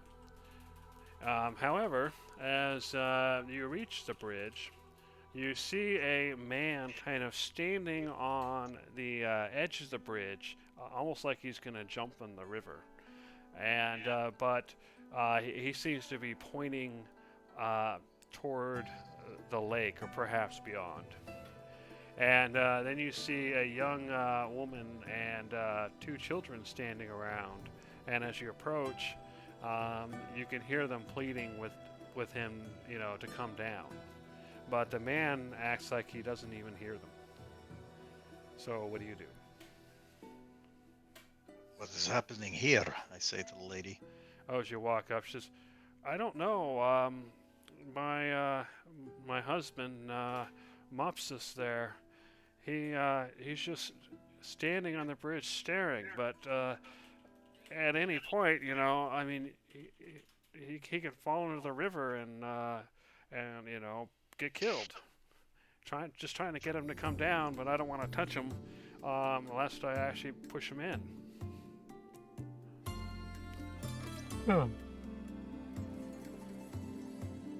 Well, I'll try. I'll just walk up to the dude, grab him, and kind of pull him back. Judge Okay. will accompany you It's a- just in it's case. a- It's a little close to the water there, bud. You go to Yeah. pull him, and he actually resists you a bit. Go ahead and give me a strength check. Ooh, job for someone that's strong. I'm not super strong. Well, I'll don't look make at the me. I check. got a negative in it. Yeah.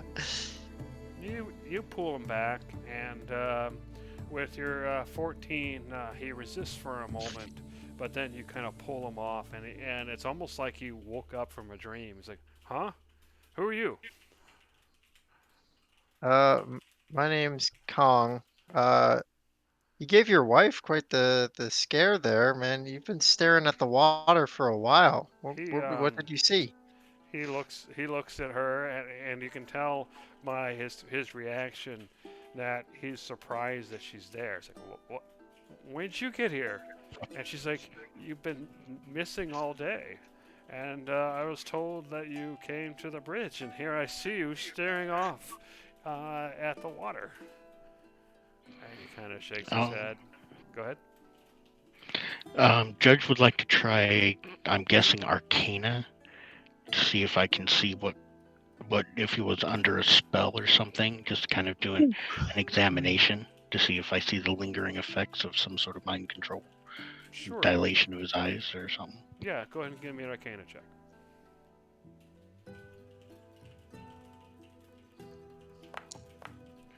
So yeah, with your 22, it does. You can see the signs. To you, it looks kind of like almost like or some sort of mental affecting spell or magic. It's not particularly strong, you would guess. At least it wouldn't be strong if against you or other people in the party. But you get the impression that whatever it is strong enough to affect a human. But unfortunately, with just an outward examination, it's hard to tell the specifics. Was it just Could you speak louder? a mental zombification type thing, or did it look like he was going to harm himself, or if he was just standing there? It looked like he was just standing, as far as you can tell. Whatever the effect was, you're not convinced it was necessarily directed at him. More like he just happened to be affected by it. Maybe something in the water. Why don't you check the river? I'll turn to the wife, and after I kind of do a quick examination. of the You guy, got to speak louder again. After I do a quick examination of the guy and get my assessment there, I turn to the wife, and I put the husband's hand in the wife's hand and said, "I believe he will be fine, ma'am. What you need to do is take him home, perhaps some nice jasmine tea, and do not be letting him walk around for the next several nights. Keep an eye on him as he sleeps, and she should be fine. She looks at you and she says, "Are you a doctor?"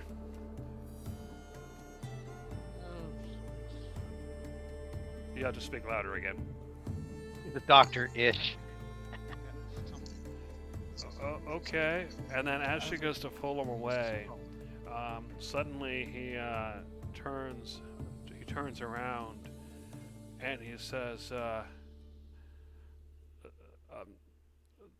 "They're there at the waterfall." And then she gets pulled away.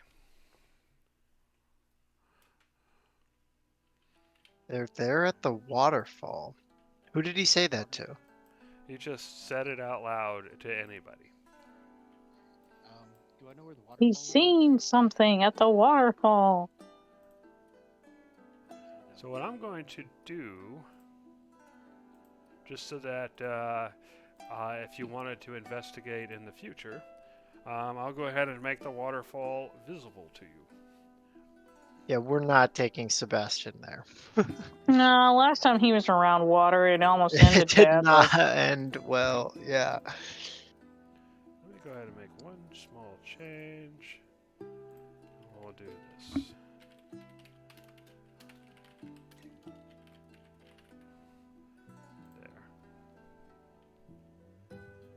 There you go.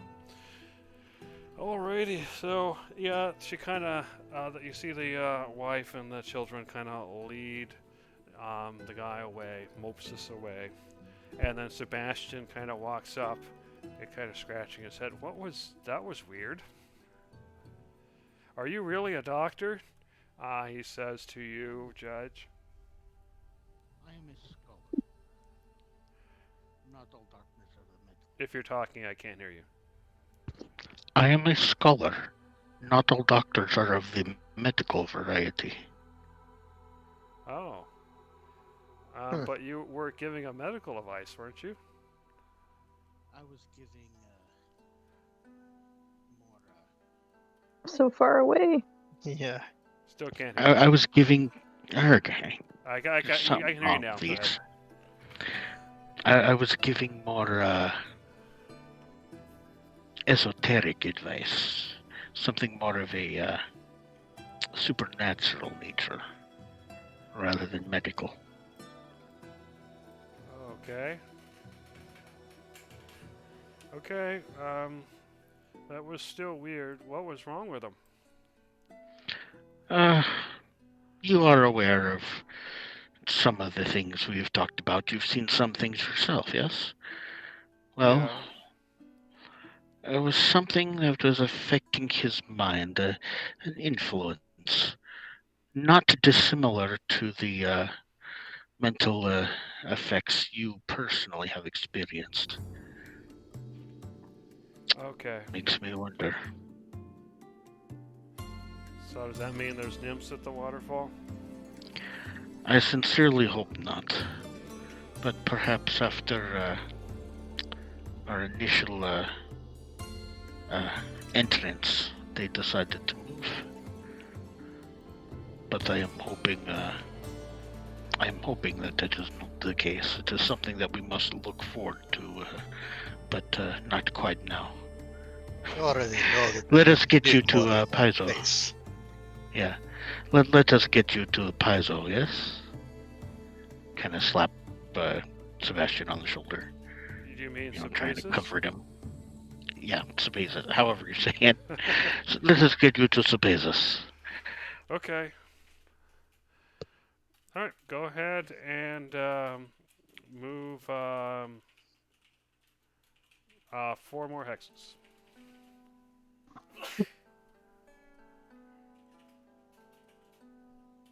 Okay, so you continue to travel, and as you're traveling. Oh, actually, before we go, I wanted to ask the woman,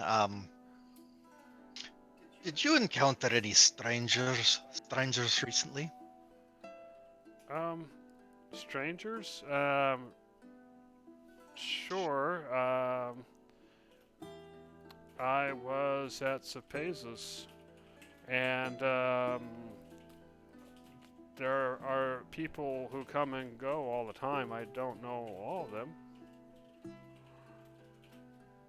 Well, specifically anybody who may have talked to your husband that seemed noteworthy for any reason.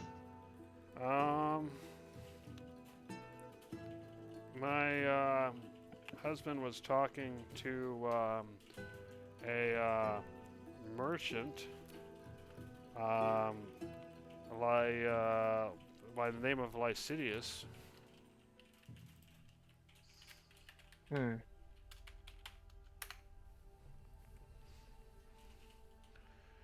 Um, yeah, I seem to remember a heated conversation between the two, but I think they came away okay.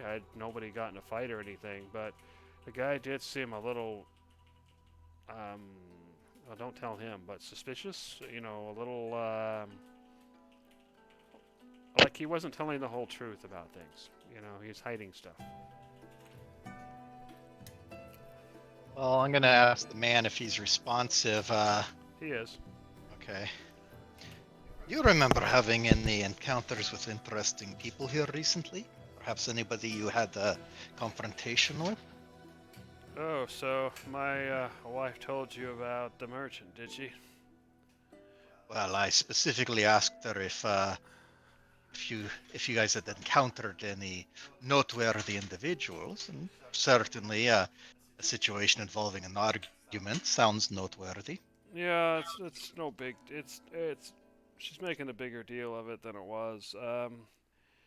I was just inquiring about purchasing some exotic goods, and he was basically trying to charge me way more than they were worth. And then so he asked for some information, and I told him about the information. Well, we did have a bit of an argument because he was how much he was overcharging. But anyway, we resolved it. Something about he was looking for information on any Triton ruins, and I happen to have a little bit of knowledge on that, and that was basically it. In fact, if you back at that bridge, if you follow the river north, and then there's a lake, and then if you keep going northwest, there's a waterfall, and behind there's some ruins. I haven't been there in many years, but Lycidius seemed very interested in them. Well, that is very interesting indeed.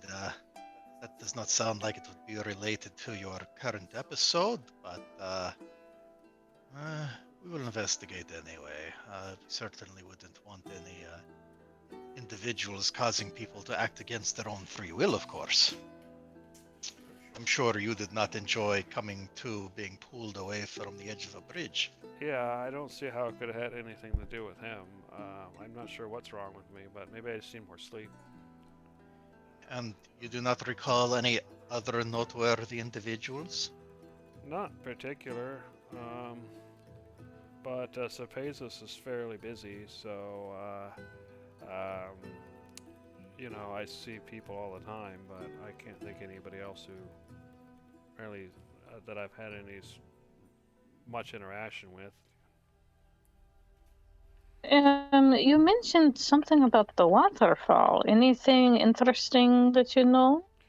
Well, as far as I know, they're just ruins. There's nothing special there unless you're interested in Triton architecture. So I'm not sure why anybody would be all that interested unless it's for scholarly reasons.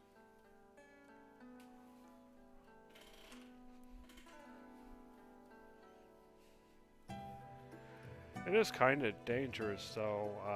So if anybody plans on going there, you know, be prepared because there's slippery rocks, there's there's gorges, there's caves. It can be very dangerous if you just go in there without being prepared. Okay, so we'll be prepared for the treacherous environment. Much like many places on this island. All right. So, do you let them go, or do you ask them anything else? I think that's all I got. Yeah, I don't think there's much else we need to hear from them. Okay. I tip my hat to you. Safe travels, my friend. Okay. Thank you. Sorry you had to see me like that. The map is far zoomed out. Sorry about that. You probably want to zoom in a bit. But anyway, you're traveling down the road, and you notice that the road it just become pretty quiet. You haven't seen anybody in a while. There aren't any people moving around, no caravans or what have you. Oh, geez. Hold on. I just Yeah, the realized. twins with the same name. Yeah. Hold on one moment. Yeah, you're not supposed to see the name of something until you know what the name is. So that's not supposed to be said anyway.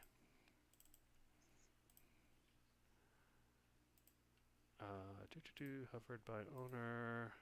Okay, so that should take care of it. All right. Anyway, you're traveling down the road, and you happen to notice two individuals kind of stumbling down the road. And when I say stumbling, I mean that, it's like they're having trouble, like they're really either exhausted or sick or something, something like that. Sauced. Go ahead. She said sauce, basically I drunk. said Oh, sauced. okay, yeah. Anyway, but one thing you notice is that their clothes are torn, and they look pale. And you notice that the man has a bite mark on his right shoulder. They're stumbling your direction, although you're not sure if they even know you're there or not. But they're definitely going that way. So what are you guys going to do? Very quickly. Speak louder. These very quickly in my mind. The bite mark, the way they're stumbling, how they look. These are I'm going to say it wrong. Viracolakas. They're acting like zombie undead, right? Stumbling, bite marks, torn clothes. They look like zombies, right? Could be. All right, that's what I'm trying to Could be ascertain real quick in my undead, head. could be victims of undead. Well, Who even if they're knows? victims of undead, they'll be undead themselves soon enough with infection. But I was just wondering if I had a confidence meter on being wary of these. Sure, you can go ahead and give me a I don't know, probably a history check since it's lore related. And I just learned this. The lore. You're not sure. I mean, you're not any more sure than you are as a person. So Okay. So based on what you've heard from before and what you've seen, what do you think, basically?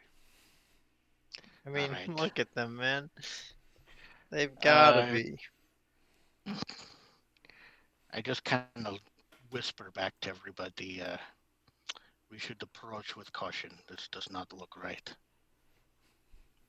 And then Judge will actually approach first quietly, being ready to draw his weapon or do anything else he needs to do. Okay. They just continue to stumble. Sorry, they continue to stumble forward. Is everybody else hanging back?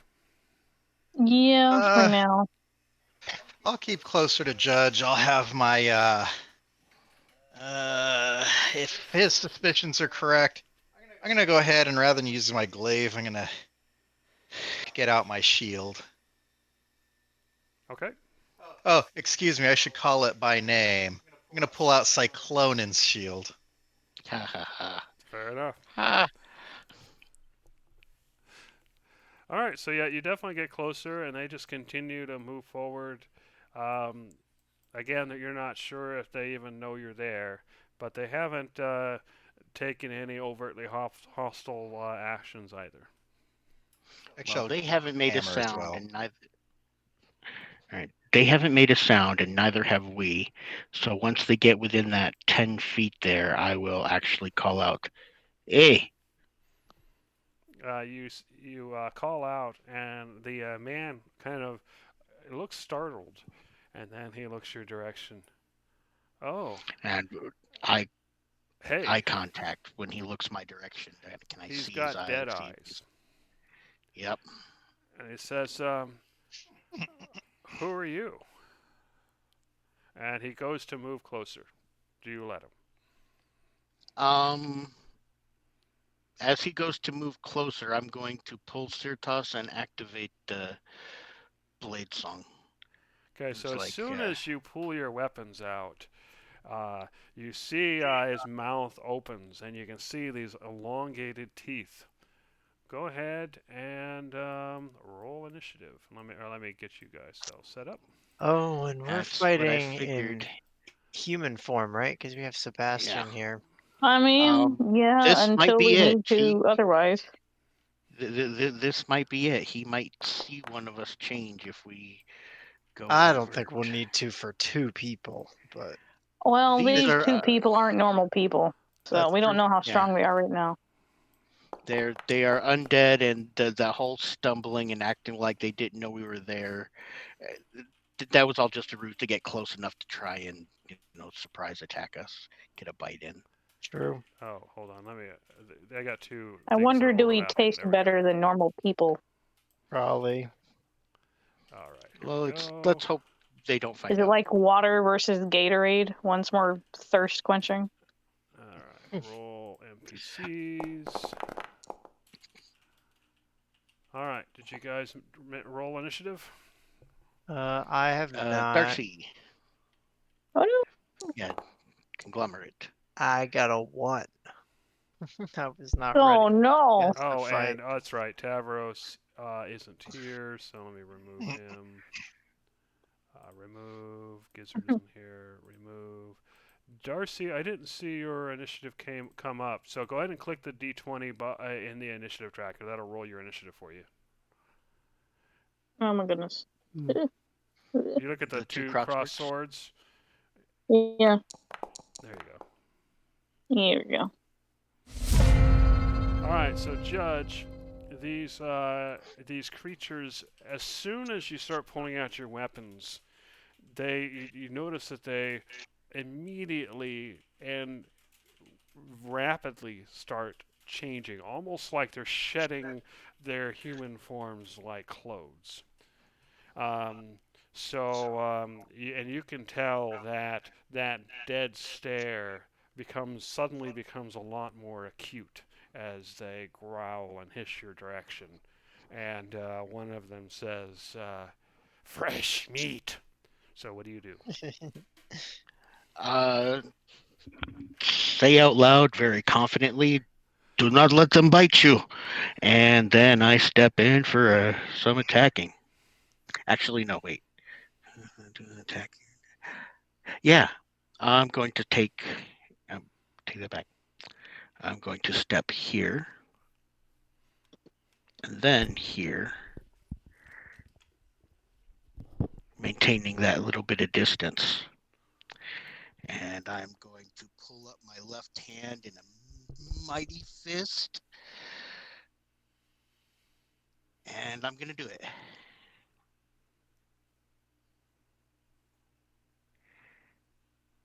Let's see.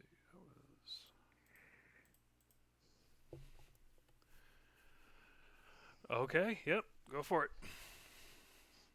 Okay, can you rotate that up at an angle? Because I can hit both of them.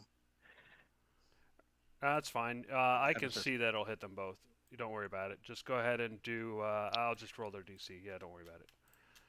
I'm just checking something. Okay, good.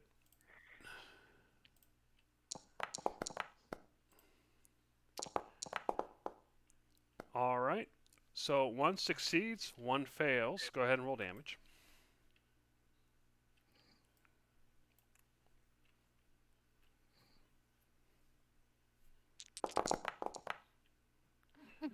All right. So now, one of the things you find out rather quickly is that we'll say the one in front is the one that succeeded, just so it's clear. Um, Now, normally, the one that succeeded would take half damage. But the thing you notice is that the lightning is less effective than you expect. And he actually only takes 1/4 damage. Ooh. And the one in back that succeeded actually takes half damage, or that failed actually takes half damage instead of the full damage. All right. So that's Now we know. 18.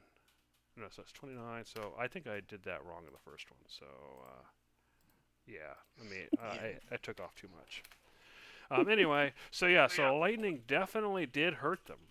But at this point in time, you're convinced that they are resistant to it. Burn them like holy fire. All right, hit All in right. turn if you're ready.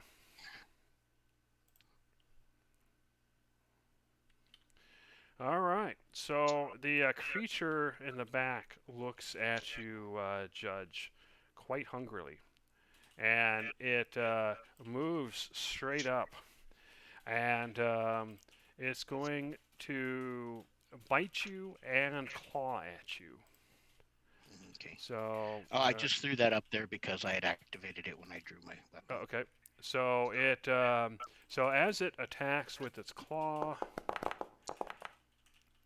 it gets a 23, and or sorry, the bite That and is- the claw is an 18. So do either of those hit?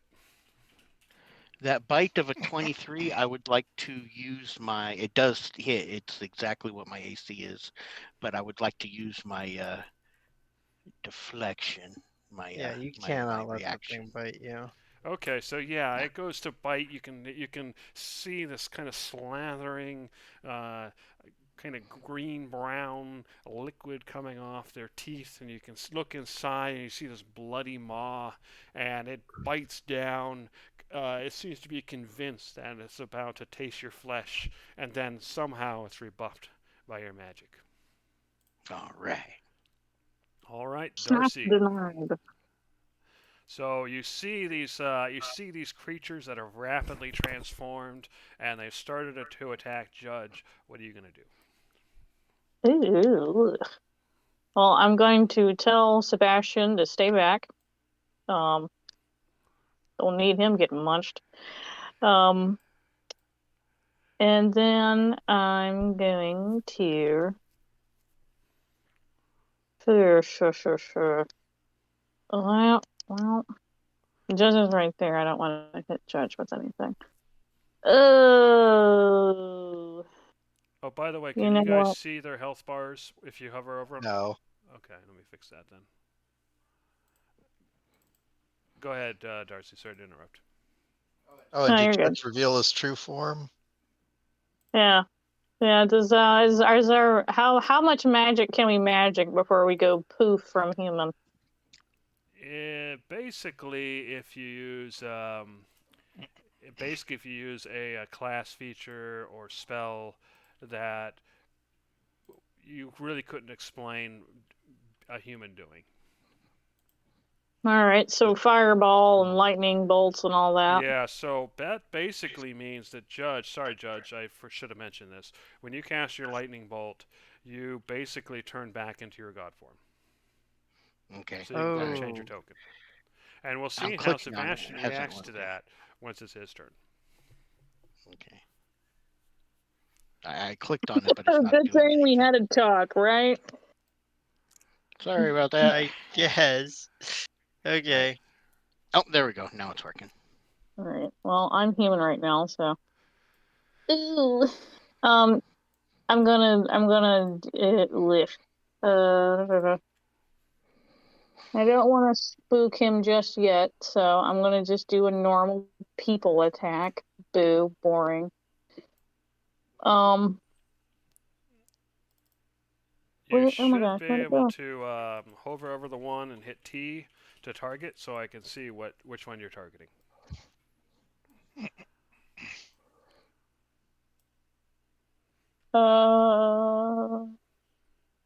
Let's say this one. Okay, so yeah, if you click on it and then you hit T, and then you should target it, so I can see your little. There you go. There. So what are you doing? Light crossbow. Boring normal thing. It easily And dodges out of the way. garbage. This is why we don't use normal human stuff. All right, I think that's all I can do. you can move if you want. I ain't going near that. Okay, and then turn when you're ready. All right, so Sebastian, he looks at these things, and let me see, what does he have? All right, well, he does know how should to have throw a dagger, so he's going to He stand should back. have a crossbow as well. I don't see one in his inventory. Did you guys give him one? Yeah, we because we got did. 5 crossbows Okay. from the bandits. A crossbow, a scimitar, and a dagger. All right. Well, if he has a And a crossbow, he'll use whistle. that. So let me load that up for him. So probably a light crossbow. Yeah.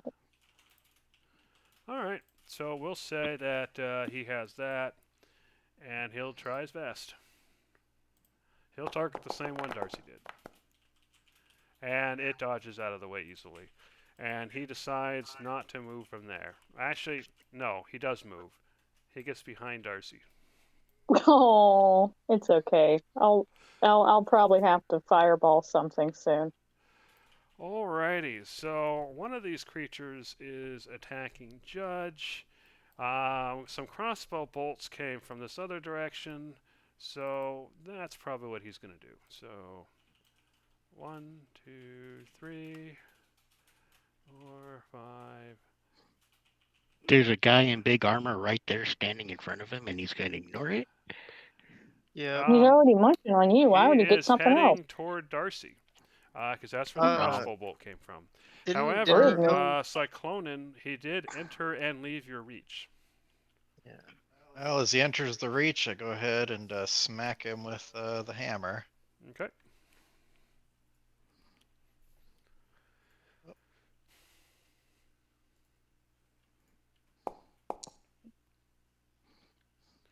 That is a hit.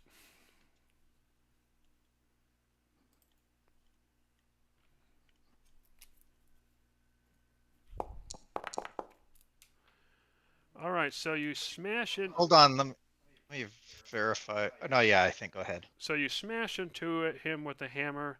Is the hammer magical? No. So it doesn't. It just bounces off of him and doesn't seem to do anything. All right, so that was his movement.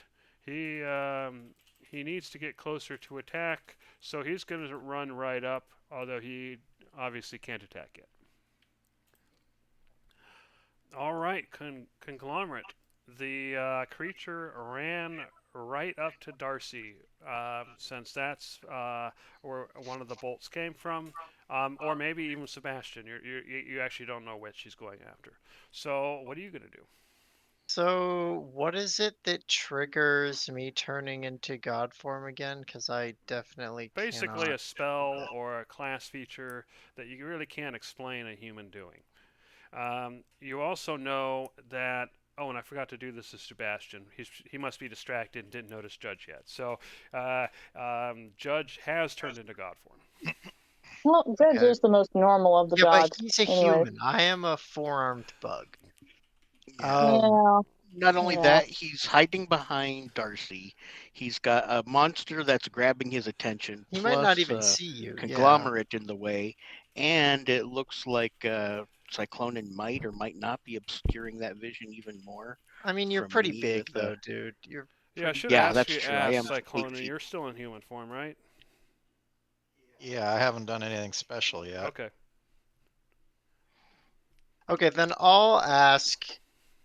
I think I argued that I could cast Hunter's Mark, and that's maybe something that could be construed as a normal human, as well as my Dread Ambusher ability. Because it's not any magical effects that really Yeah, it's more of an pop indirect out. effect. So, okay, I would allow it. Okay, so then as a bonus action, I will cast Hunter's Mark on the creature right next to me. All right. Boop. And I Mark. think there's a mark in here somewhere. You don't have to put a mark on it, I'll just know, and then when it dies, I'll transfer it with my bonus action to the other one We'll if just it's do still that. alive. There you go. Cool.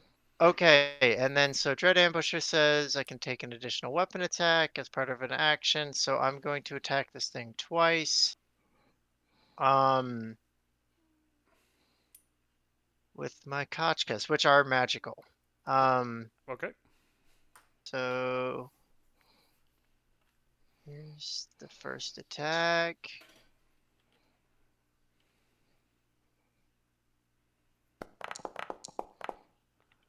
Oh, He dodges. come on.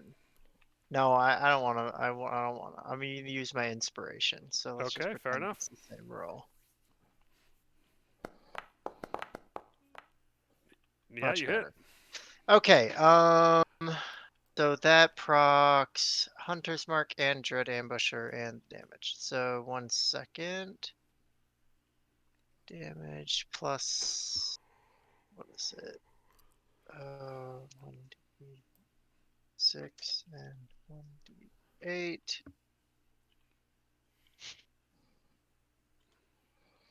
Oh, okay, I didn't like that roll. Hold on. Sorry, I think I have to put the like plus in. Not really sure. I think I did it wrong.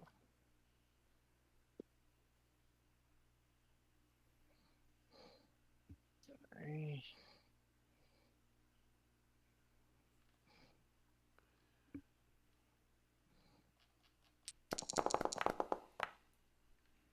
Okay, that's the first attack. 16. That's definitely a big Well, good hit. I did pop a lot of my abilities on him, so it kind of makes sense. Can you And see then his I health? will. I cannot. If you- Or after I mouse over him, I Yeah, can. that's Yeah. that's Okay. intentional. So if you mouse over him, you can see it, right? Yep. Okay, good. Go ahead. Okay. Then let's do the next attack. Come on. I think that should That's be a a hit. hit also. Cool. So this one is just a 1d6 because I got the If it's just the other normal thing damage, up. you just can click on the damage button. Well, it also has the Dread Ambusher Oh, okay. proc. Or not Dread Ambusher, sorry, Hunter's Mark proc. Okay, so another 13. Yeah. Awesome. All right, so Okay. yeah, that definitely hurt it. You noticed your magical cutting weapons do seem to hurt it. So is that the end of your turn? Yeah, I think I'm all out of action. All right, hit and turn when ready. Yep. My little thing went away. 1 second. There we go. All right. So Cyclonin, one of them is attacking Judge. One of them ran up to Darcy and Sebastian, and Conglomerate attacked it. So what are you gonna do? Darcy, Sebastian, do not bother with the non-magical weapons. How tall is this cliff? 10 feet. Okay, so. Okay, 15, 30, 35, 40, 60. All right. So what I'm going to do is I'm going to go ahead and kick off feline agility, which I'm hoping you won't notice, since really all it does is let me run faster. Okay. Um, I'll say he's distracted, so it's probably fine. so what I'm gonna do is I'm basically just gonna drop the shield and the. Actually, I'll stow the shield. I'll drop the hammer. I'm gonna go ahead and run over here. I'm going to grab Sebastian. Okay. Yeah, get him away. And then I'm going to go ahead and run him up the cliff and try to park him on the far end of me over here. Okay. So you're carrying someone while trying to climb the cliff. So go ahead and give me a climbing check, DC 10.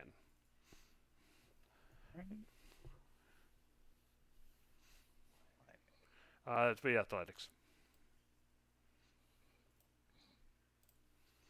I would say something, but I'd ruin it. All right, you make it. And I didn't say anything, so I didn't ruin it. All right. Sebastian, stay down and hide. He nods as he crouches behind the plants. All right. And forward.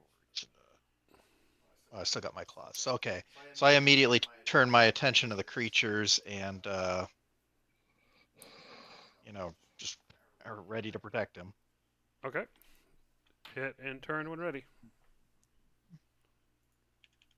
All right, Judge. The creature is attacking you viciously. You've blocked one of its attacks that would have hit. So what are you going to do? Let's see here. He is going to.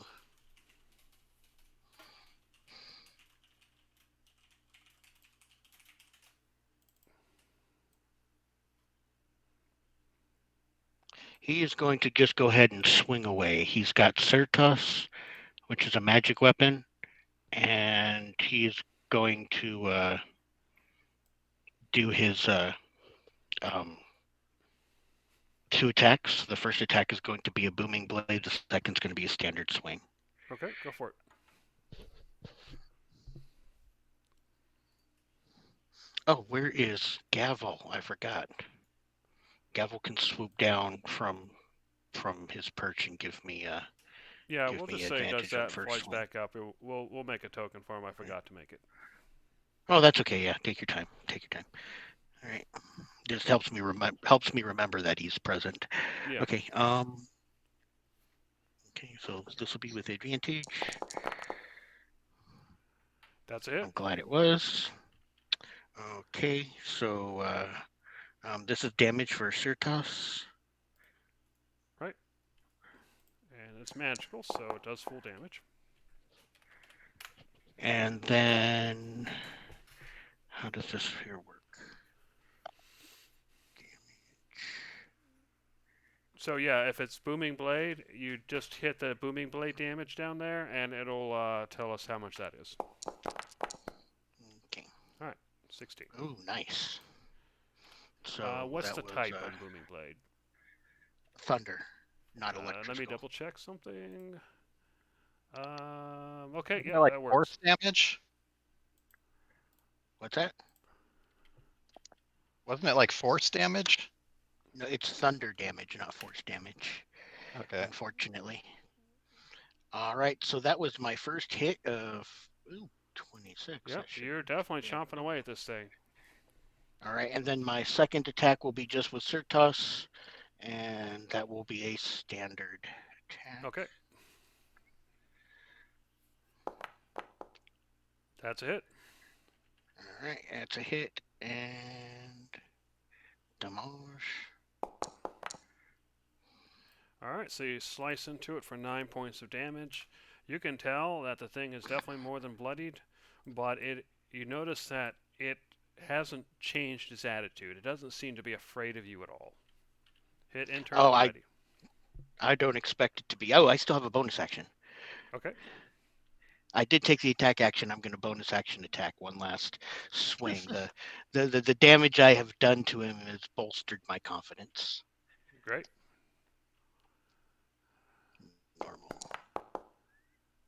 Normal. You just barely hit. Its AC is 15, which you know. Oh All man, right. lucky hit. I think you might kill it Lucky here. hit. Yep, he's gone. Yeah, you do take it. You finish it off. You see as you stab into it, it slumps to the ground, and then you see it kind of turn back into the human form. But you can see the slashes that you made to it have been made to that human form. Hit and turn when Okay. ready. All right. As I look down and it changes, and I look at my sword and realize the hand holding it is large and white. Yep. I will quickly glance up, You notice not that see you what's don't see going on over Sebastian. here. Okay. Nobody's panicking, so you guess he's probably alive, but you don't see him.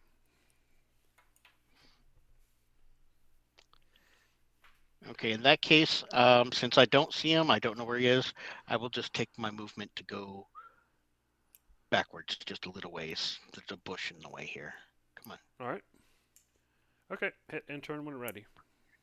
I'm not moving. Yeah, it's not letting my character move. Oh, are you stuck? Okay, let me try that. Now try moving.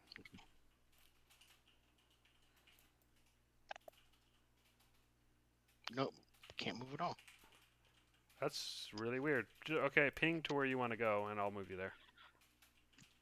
Just right here behind the bush. Okay. That was weird. A little bit of obscuring, yeah. Yeah, I'm sure it just doesn't take up. It'll go away. All right, Darcy. So you saw Cyclonen run in and tuck Sebastian into some plants. You currently don't see him. He's crouched behind the plants. However, you do see the snarling creature right in your face. So what are you going to do? Ooh, I don't want to use magic, but I might have to. You can always disengage if you need to. I might be able to tank a hit or two. Well, let's see what normal human means can do. What we got here? What are we looking at here? Do you have a magical weapon? I have a rapier. We're gonna do that. Yep, it's magical. Look for this. It's magical.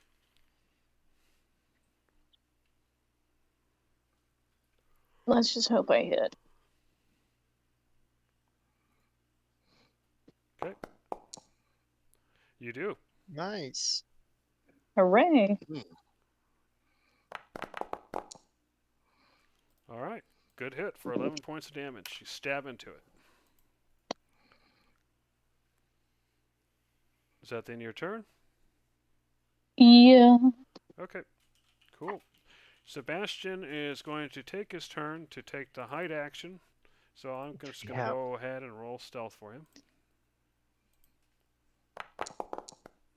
And he does a good job. Yeah, he's hiding pretty well. Cyclonen, you go back to check on Sebastian, and you don't actually see him. You know where he was, but he's hiding pretty well.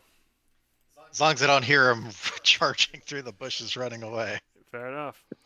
All right, the creature sees Darcy and Conglomerate. Darcy seems like the easier meat as far as it's concerned, so it is going to bite and claw. Rude. I know. I smacked it so much too. It should attack me. So that's a 24 Oh, and man. a 26. So Oh, those are Oh. both hits. So we'll Oh. go ahead and start with the bite. Ouch. Can I use wait. Can I use my reaction, please? Didn't you use it Okay, already? what is your reaction? Oh no, do? you didn't. Hold on.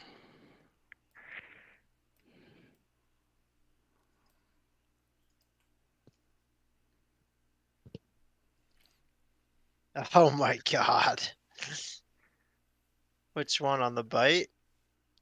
On whatever that natural 20 was. Okay, so if that's the case, oh, actually it's multi-attack. You distract momentarily, triggering creature. You can choose a creature. has advantage in the next test roll. I don't know if you can choose attacks, so we'll probably say that you take a reaction, and then it probably will affect the first one, so that'll probably be the claw, and it has to make a saving throw, right? Let's see what happens. Yeah. Which it does not make. Okay, so it has to re-roll that claw attack. So I'll do that. Or I mean that bite attack. I will look this up too because I don't know if that's how this is working. Wait. So Oh, with the man. 21, Darcy, would that still have hit you? Oh yeah. Okay. But I got rid of that critical hit. So Yeah. The crit was Okay. on the claw. Crit was on the Well, claw. that's one. yeah. So Right. let's see. Hold on. So he re-rolled for the There might bite. be a. Yeah, there Where might did be that some. damage some, go? some there Yeah, might be that some makes more sense for confusion me here. to apply that to the attack where that caused it, because I mean, Judge didn't actually. Say anything until the claw. Yeah.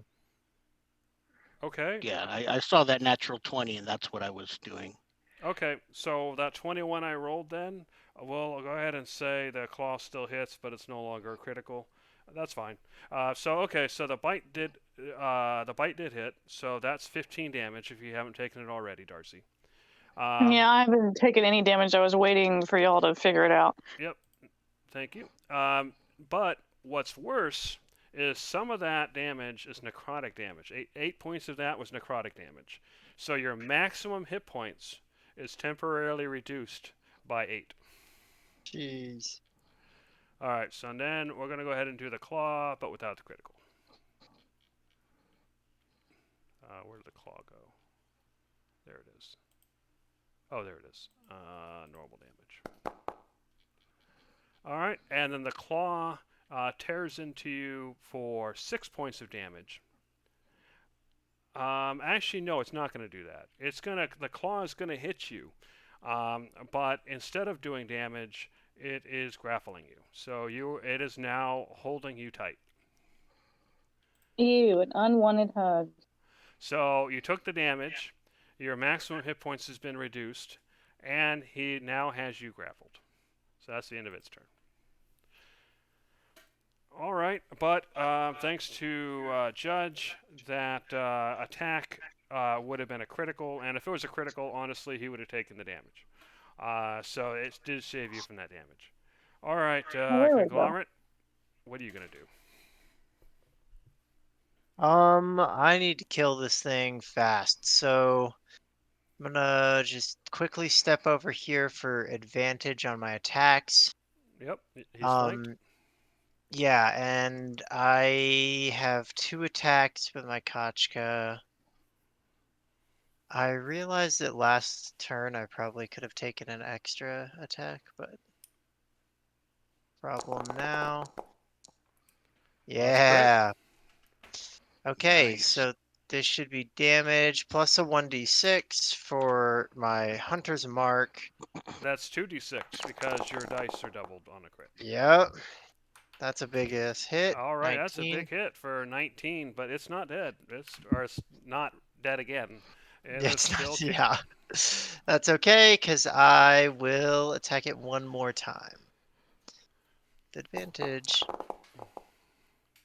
And you hit. 16. Okay. And another 1d6. That should finish it off. It does. For your 14 damage, you slice its head clean off. It falls to the ground, and then it transforms back into the human form with all the cuts you made and the head off. So that is the end of the combat. So Sebastian is hiding, and you hear Cyclone, and you couldn't see Sebastian, but now you know he's there because he says, "Is it over yet?" I think so, but stay down for the moment while we make sure there are no others. I will stay here while the others check. Change back. Judge Change back. is gonna have to come around the corner here and change back, and I still can't move my token for some reason. Okay, yeah, that wait, is really wait. really bizarre. But okay, so you go and you hide. There we go. and you change back. It takes you 10 minutes. Okay. So during that While 10 he's minutes, doing his changey thingy, I might as well heal myself. okay.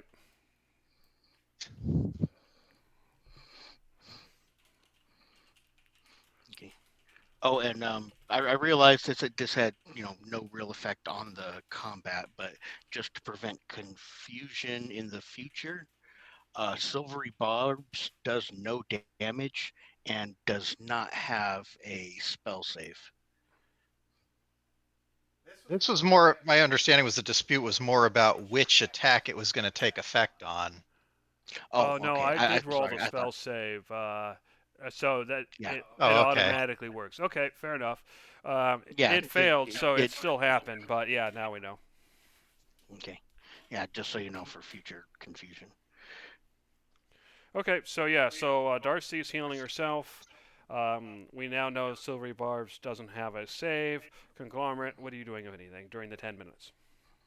I'm gonna poke around on the body of this thing and see if I can figure out, like, obviously my attacks look very different from what caused it to turn. So I want to check out the original bite wound, because you said that when we saw them walking they had bite wounds. I want to check out the bite wound and see what it looks like, and then maybe check out the bite wound on Darcy and see if she's gonna change. Okay, You better check, because I'm healing most of what I can. go ahead and give me a medical check. For sure. Let's see.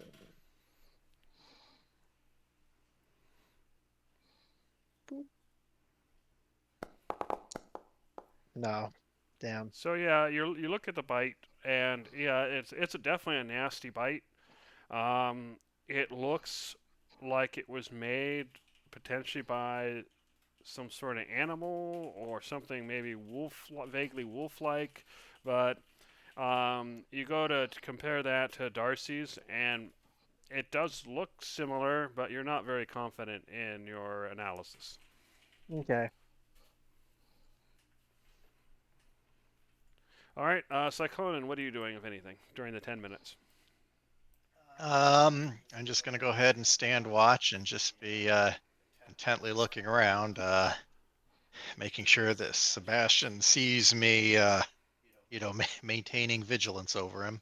Okay, yeah, you look back, and sometimes you'll see him pop his head out, and sometimes, he's hiding. Um, you notice that he either got lucky or he's actually kind of good at hiding. But anyway, yeah, so he seems to be staying put. But a couple times during the 10 minutes, he'll say, "Can I come out yet?"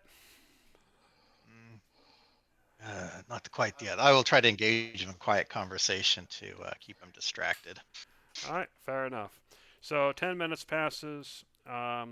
Judge, you're human looking again. And Darcy, you've done what healing you can. So what do you guys do next? We should get the bodies off of the road at the very least. Okay. So I'm what do gonna you do with them? I'm gonna grab both of them and I'm gonna put them over, like, underneath this weird flower fungus thing. Okay. All right. So you stuff the bodies under there, and Cyclone and Sebastian pops out again. It's been a while. Can I come out yet?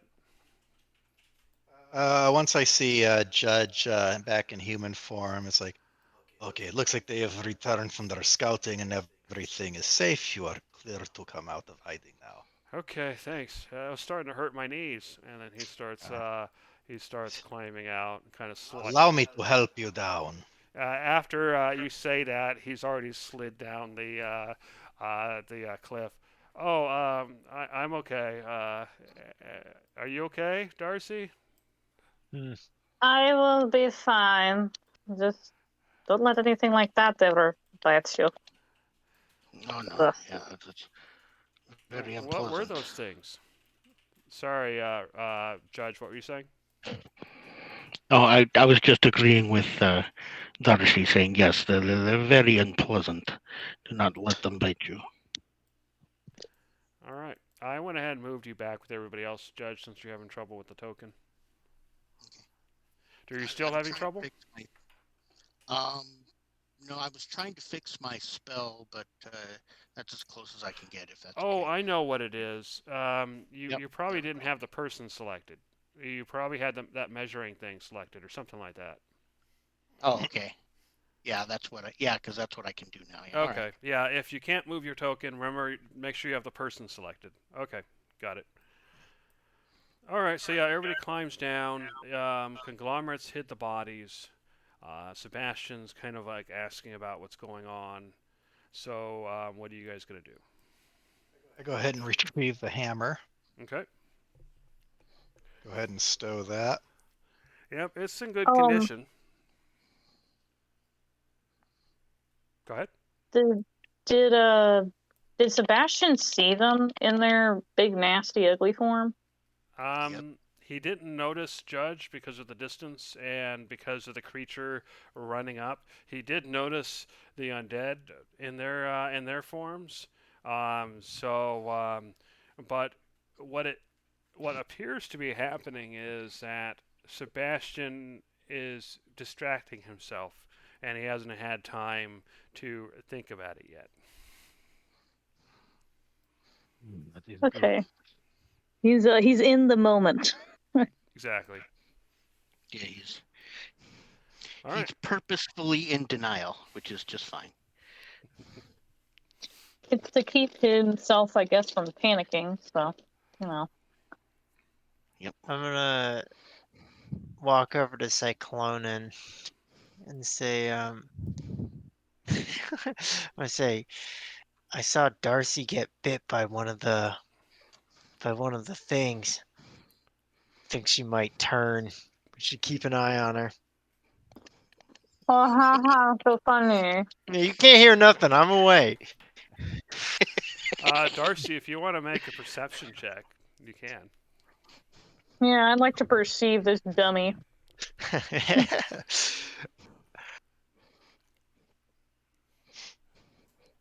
Let me perceive the idiocy. I do not. I believe you meant to say hilarity. I do not think we will. No, Be to Darcy, it's stupid. far. But it would be wise to keep an eye on her to make sure she is okay. Yeah, All that. right. Oh, she hears Darcy, it. you're I hearing hear everything. everything. They're whispering, but you're just listening in, and the wind is carrying their voices, and they don't realize it. Yes. Watch me carefully. I might will, gnash don't my worry. teeth at you. She's scary. Gonna turn into a zombie. I will eat you first. Don't worry. I don't taste good. I'm crunchy. Oh, I love I mean, crunchy. My I'm favorite normal. kind I'm of not food crunchy. texture. I'm a normal. The only thing Darcy has Human. cast is Cure Wounds, right? Yeah. Yeah. I've cast that on Sebastian himself before, so Yeah, You he's do not aware of that one. seem. You do not seem to be injured at this moment, but you do still seem a little unwell. it must have left a nasty bit of infection. Yeah. She'll See? call it infection, but we know what it is. See? She's infected. We should take her out now. You Perhaps can we could, try, dear. No. Well, you We are might perhaps- goblins. Perhaps we can fight it off better than humans. Yeah. Perhaps some restorative aid would be in order at some point. And what I'm kind of getting at here is, didn't you say that the damage that was taken reduced the maximum hit point total? Yes. Yeah, it was so necrotic. her Yeah. maximum hit points is still down by 8. And that would have been more if I didn't stop the critical Is hit. that or how solved did by No, a because long that rest? was I the forget. that was the claw that was the critical. So you stopped that damage because it chose to grapple instead of do the damage. But the bite is the one that does the that first one is the one that does the infection. Okay. So Necrotic okay. stays until a long rest, right? Yes. Okay. I did what I could about it. No, I mean, Okay. yeah, you'll be fine. Well, as long as we don't run into more, then it should be okay until you can recover.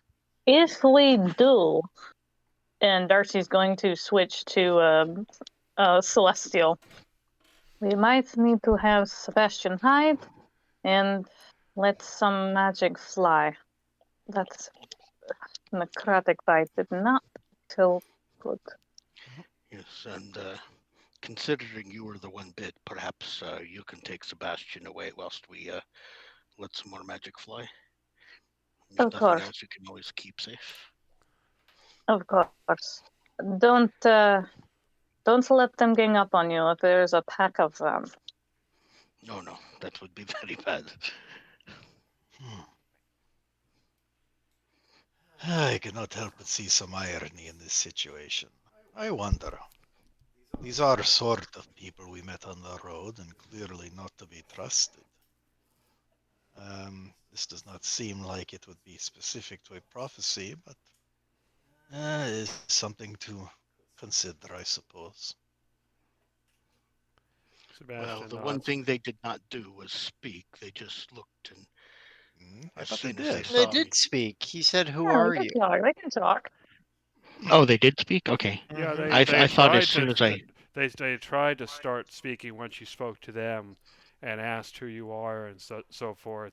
But then he also tried to step forward as he's speaking, and then you guys were having none of that. Yeah. I was Trying not going to to let come him in get 5 and feet. Yeah, because as soon as he did that, it would have turned into all sorts of Resident Evil right in my neck. Yeah. oh yeah. Who Alrighty. says it won't? Who says it won't? Who says there's a whole town full of them? Oh God, don't say that.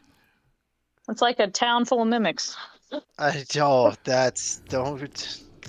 That would be even worse. Come on, Alrighty. who doesn't want to go to Mimic Town? Mimic Town is scary. All right. Go ahead and move another 5 hexes.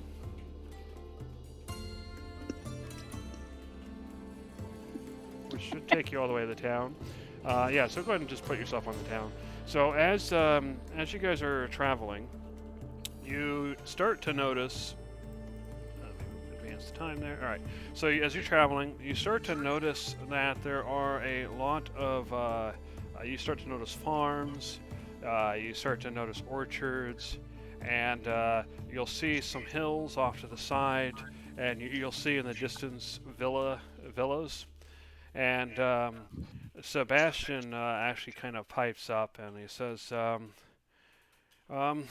Cepezos itself isn't that large, but there's a lot of logging and farming in the area. They provide a lot of the food and fruits and wood and so on. And you'll notice as we get to the town that it's actually on a hill and mostly blocked by walls. And I think the idea is that if something happens to the farms or the people out further out, that they'll all retreat to the town, close the gates, and defend from there. So yeah, that's why you're seeing all of those. My family has a villa out here somewhere, although I've never been there myself. And here we are, and as you approach, you notice that the town is indeed on a hill. You see some cliffs, and on the top you see walls, and you see buildings sticking out, and you'll notice multiple hills inside the town. And multiple layers, and you can see houses at higher points. and so on. But probably the next thing you notice as you get there, and I'll go ahead and take you to the map, is there seems to be a long, long line to get in. This is a giant map, so it'll take a bit to load. But as you show up on the road, um, you notice that there's a line of people leading all the way up to the gate, and then there's a guard up front that seems to be speaking to people. And Sebastian shows up, and he's like, that's weird. I'm not sure where all these people, what's going on. So one thing you'll Uh, notice about the map is you'll notice your tokens are a little big compared to the map. Basically, it's 10 feet squares, but I have gridless on at the moment to make navigation easier. So that's why the scale's there. So it's your space is 10 feet. All right. So what do you do? Um, Guess we should just wait is in there line. normally is there normally a line to be getting into the city? Is there an emergency? No, I don't know. I don't know what's going on, honestly. I'm gonna Um, go up to this Um, guy. all right. Hey bud, what's going on? Well, why is there a wait to get into town? He turns back. Oh, friend, I'm not sure.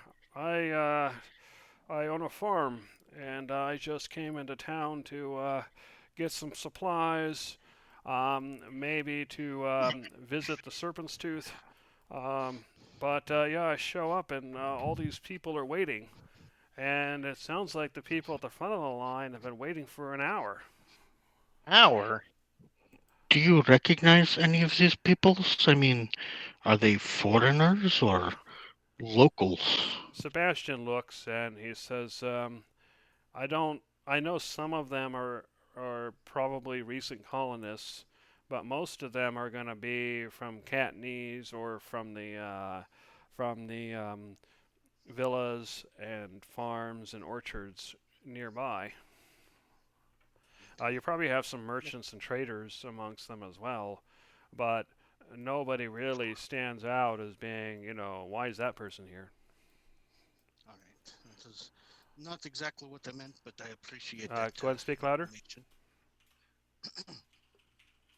This is not exactly what I meant, but I do appreciate that information. Judge will step to the side and just kind of take a brief walk up and down the line so he can see who and what's going on. Um, Insight and observation, are any of these things dead-eyed, trying to access the city? Okay, yeah, Hmm. go ahead and give me either a perception or an insight check. Okay. Second. But yeah, from what we've experienced and what I learned, I want to make sure these aren't any undead there. Okay. Loser heads. Yeah. Yeah. Stinky.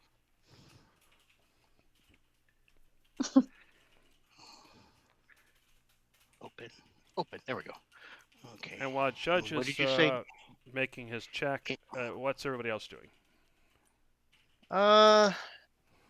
Darcy, do you want to come help me talk to the people at the front and figure out what's going on here? Yeah. Was it he'll insight do or that. investigation or? Insight or perception? Okay. Can I be investigating? Just out of curiosity. Sure. If you're gonna go, maybe do some chatting, get people's attention, that kind of thing. Don't worry about when it turns red, Conglomerate. We're not in combat. Yeah. You can go ahead and move as far as you want. No, I'm just messing around because it like locks on to my movement Yeah, things, and I thought that was it really locks cool. onto your combat movements so that you can do gridless, but still move your proper movement. I like that. That's actually really cool. But yeah, I will make my way up to the front here. And yeah, Hopefully with we'll talk to Darcy. people. It's like, how are you doing? Like this guy here with the eye patch that looked injured is like, are you doing okay? Okay, try yeah. and So get you him go to through, look up. you make some small talk. You get them to talk to you and kind of judge whether they look normal and that kind of thing. From what you can tell, some of these people are a little weary. Some of them, aren't. It's a wide range of people, but none of them stick out as being unnatural or anything like that. All right, Conglomerate, you get to the front. You can see several people kind of at the front talking to a guard, and you hear the guard saying, Please stay calm. As soon as I'm allowed to let you through the gates, I will do so. Until then, all the hollering isn't going to do you any good. And you get too rambunctious, and you'll find yourselves in a prison cell. And then Hey, that's inside though. he stands back. All right, so Darcy and Conglomerate, what do you do? Ask him a just question. yeah, I'm gonna walk up and be like, "Hey, so what's going on? Why are the gates closed? Like, what happened?" He sighs and he says, Yes, the official statement is that there have been some murders and disappearances as of late. We do not Zombies. understand the cause. There have been a lot of panicked citizens trying to get into the city gates. Currently, we are assessing the situation, and we're not allowed to let everybody in at once. We have to let a few people in at a time. When the next group is when we can let the next group in, we will do so.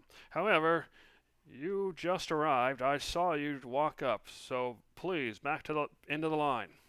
Yeah, of course. No worries. Thank you. Hey, Darcy, cover for me. I'm gonna dip out. What do you mean? What do I mean? I'm gonna climb up this fucking wall. I'm going inside. I want to see what's happening in there. All right, so You don't Conglomerate wave. is I going can off turn to you the invisible. side. Darcy, how are you Okay. covering for him?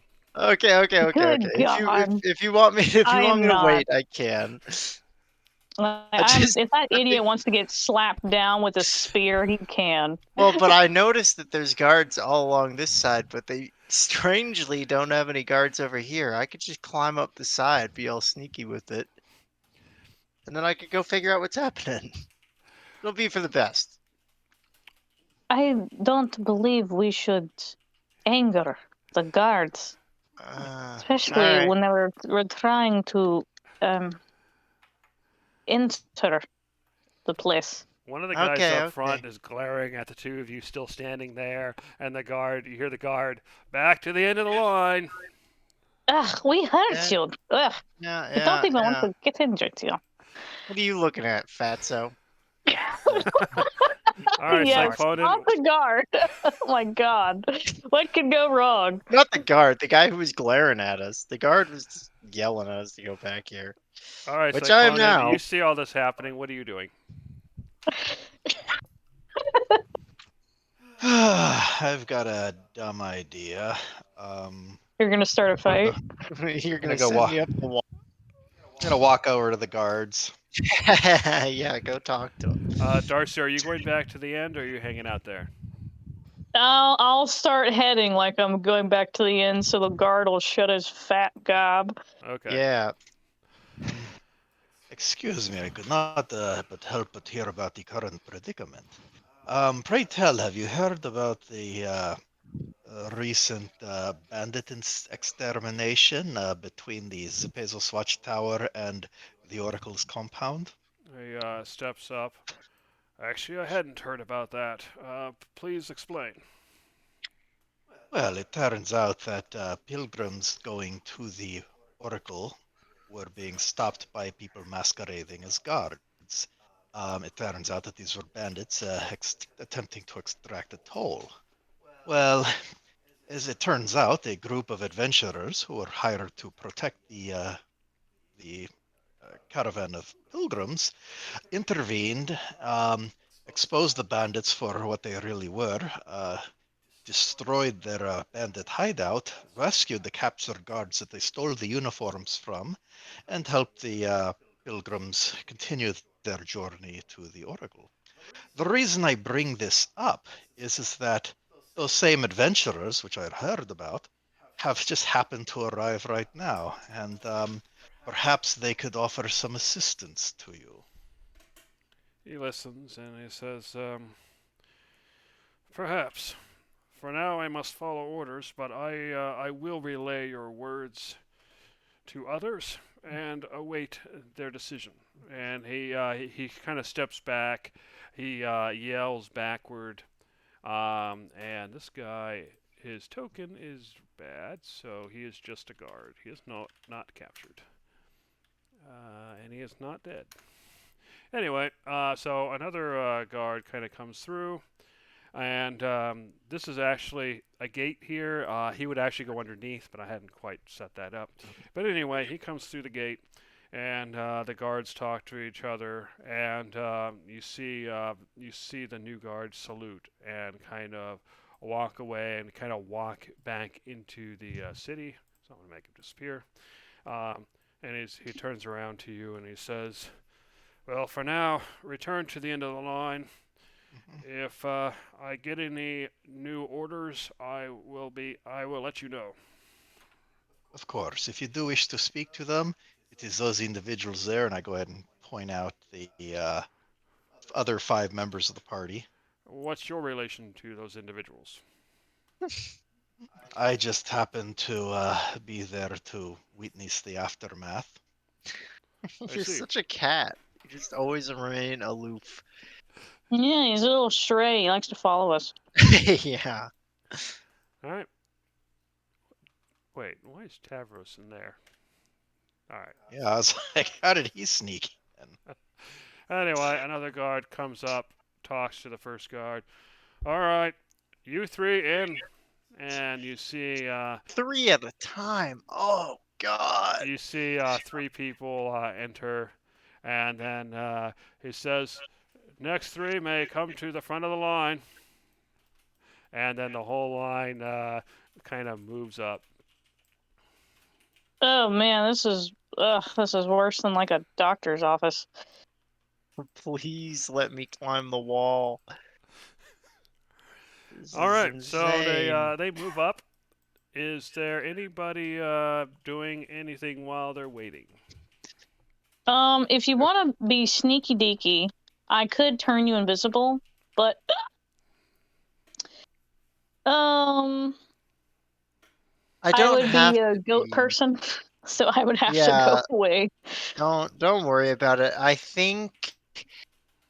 Oh, I don't have my natural hide, so I can't do it. But I still have Can decent Sebastian do stealth. anything? Sebastian's someone important, right? Well, yeah. Oh, yeah. We can just play off of his political stuff. Exactly. Sebastian Come here, walks you. up. Yes? You wanna go tell them who your dad is and see if they'll let us in early? He nods. "Oh, why didn't I think of that?" And he Yeah, yeah. I wonder why not. Use your position. So he goes up what and he you're good talks for. to the guard, and you see the guard sigh rather heavily. So much so exaggerated that you can't hear it, but you can definitely see it. And Making his then life harder. he says, "Fine," and then Sebastian goes in. Wait, just Sebastian, no. You turd. Now I have to climb the wall just to make sure he doesn't kill himself on like a kitchen knife or a fork or something. He fell down the stairs. Yeah. God damn it! He just walked in. No. Oh my god. Like, Why? Sebastian, you did the one thing. Why did he do that? Why did he do that? All right. Oh, he So just walked in. you hear the Damn it. person in front of you. They see Sebastian kind of walk up and go in, and this woman kind of steps to the side. "Who does he think he is? He can just walk up and walk through. I'm going to tell that guard. Give that guard a piece of my mind." What? What'd you say? Oh He's no, a we'll let her do that. senator's son. Dang it! She gets back in line. Her, I I've how been still waiting here dare for think- hours. He has all of it. He I has think all you the should go. prestige. I think you should go tell that guard what for. Give him Yeah, a you should piece of your mind. definitely. Yeah. Are you trying to Just get? a Are whole you trying to convince slice. her Oh. to go? Yeah, because if she gets a distraction going, I can get You know advantage what? on my Let's just stealth start a whole rolls. mob. All Let's right, just go start ahead. a whole Go mob. ahead and give me a persuasion check. Look, I mean, this is probably for the detriment of the town, but also I don't really care. Persuasion, you Yeah. said? I'm so persuasive. This will go great. You should convince her for to a channel moment, her inner Karen. For a moment, she seems agitated. Is anybody going to help him out with that persuasion? You know what? I will. What are you going to say? Hey, if she gets thrown in jail, that's one less person in front of us. Okay. Hey, you know, as angry as she is, okay, you have advantage. Go ahead and roll again. All right. I really don't have good perception, so we'll. Or sorry, I just rolled the wrong roll. That was perception. Yeah, roll persuasion. Persuasion. My bad. Sorry. I saw the P. That's much better. She says, "You know what? You're right. Yeah. Hey." And she grabs her friend. We're going up there, and we're going through this thing. This is nonsense. And she pushes her way through. You know, you hear everybody else yelling, and then she's up there. She starts yelling at that guard. So what are you guys doing while she's yelling at the guard? I'm over here now. I'm gonna go ahead and stealth up. Okay, so I'm gonna need. You're in your human form, so I'm gonna need two things. Yes. One is a climbing check. It is a rather steep cliff, and you can tell that people have gone through and tried to make it less climbable. So Okay. And then you're gonna, if you assuming you make that, you'll have to make a stealth check. Okay, I do have a question. So as part of my movement, I know this is in bug form, so it's not going to apply to human form, but I do have an automatic climb speed. You do, and does that if you help were in me bug with this? form, I would just let you use it. But yeah, okay, so human, so I have to make a climb check. Should be Yeah. fine. Don't have those extra legs. I mean, That's limbs. athletics, yes. Well, Yeah. just the knowledge of climbing might help lower the DC. It's fine. I mean, it makes does sense. to I'm a not point, in. but Yeah. it is knowledge of how to climb in bug form, so it doesn't perfectly apply. Yeah, I have extra arms. It makes it a lot easier. But no, it's fine. This will be my climb. Okay, Oh yeah. no problem at all. Maybe it does apply. All right, give me your stealth check. Okay, How tall this is that one's cliff? It's 15 probably feet. Oh, sorry, no, that's double, so 20 feet. it's not so bad. Okay, and then stealth. Please don't mess me up here. I should have saved my inspiration. No, Not that's horrible. okay. That's pretty good. All right, so you climb up the side, and you kind of climb around the wall, and Yeah, you yeah. find yourself in what appear to be stables.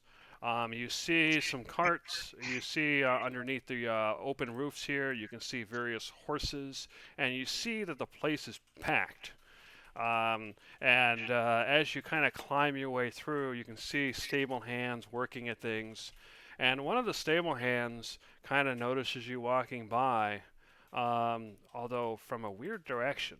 And so he kind of turns around and says, "Where did you come from?" Oh, I was just coming by to check out the stables. I've never seen it this packed. It's crazy. Yeah, yeah, you're right. Go ahead and give me a deception check. I'm just gonna try to deflect. Perception, you said? Yeah, deception. Oh, deception. You're trying to Okay. deceive him. Yeah, I mean, yeah, I am. Oh God. Okay. Could be And worse. he's like,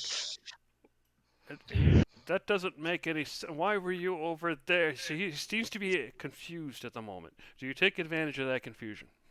Run away.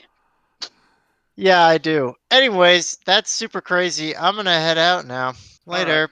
So once So you you've get got a to lot of here, work to do. you start Yeah. running, And you notice that this roof here just seems to be a covering. There's a bit of a gate there underneath. So you pass underneath the gate, and you find yourself near a large fountain, and you see a guard facing your direction. So go ahead and stay there for a moment. Oh fuck. Okay. Yeah. Meanwhile, you guys see this fight escalating, and Yeah. you see that there are wrong screen. You see several guards walk out and ignore their health because I haven't changed their tokens. And you see you see the guard finally yell out, "If you do not turn around right now, you will be arrested and fined." And the two people suddenly see the additional guards start to come out the gate, and they start. You see them kind of back down, and I was like, "But this, you have not heard the end of this," and they walk away. They Karen their way back to the line. All right. So, what are the rest of you doing? You notice that Conglomerate has rather skillfully and stealthily climbed the wall and gotten into the city. So, what are the rest of you doing?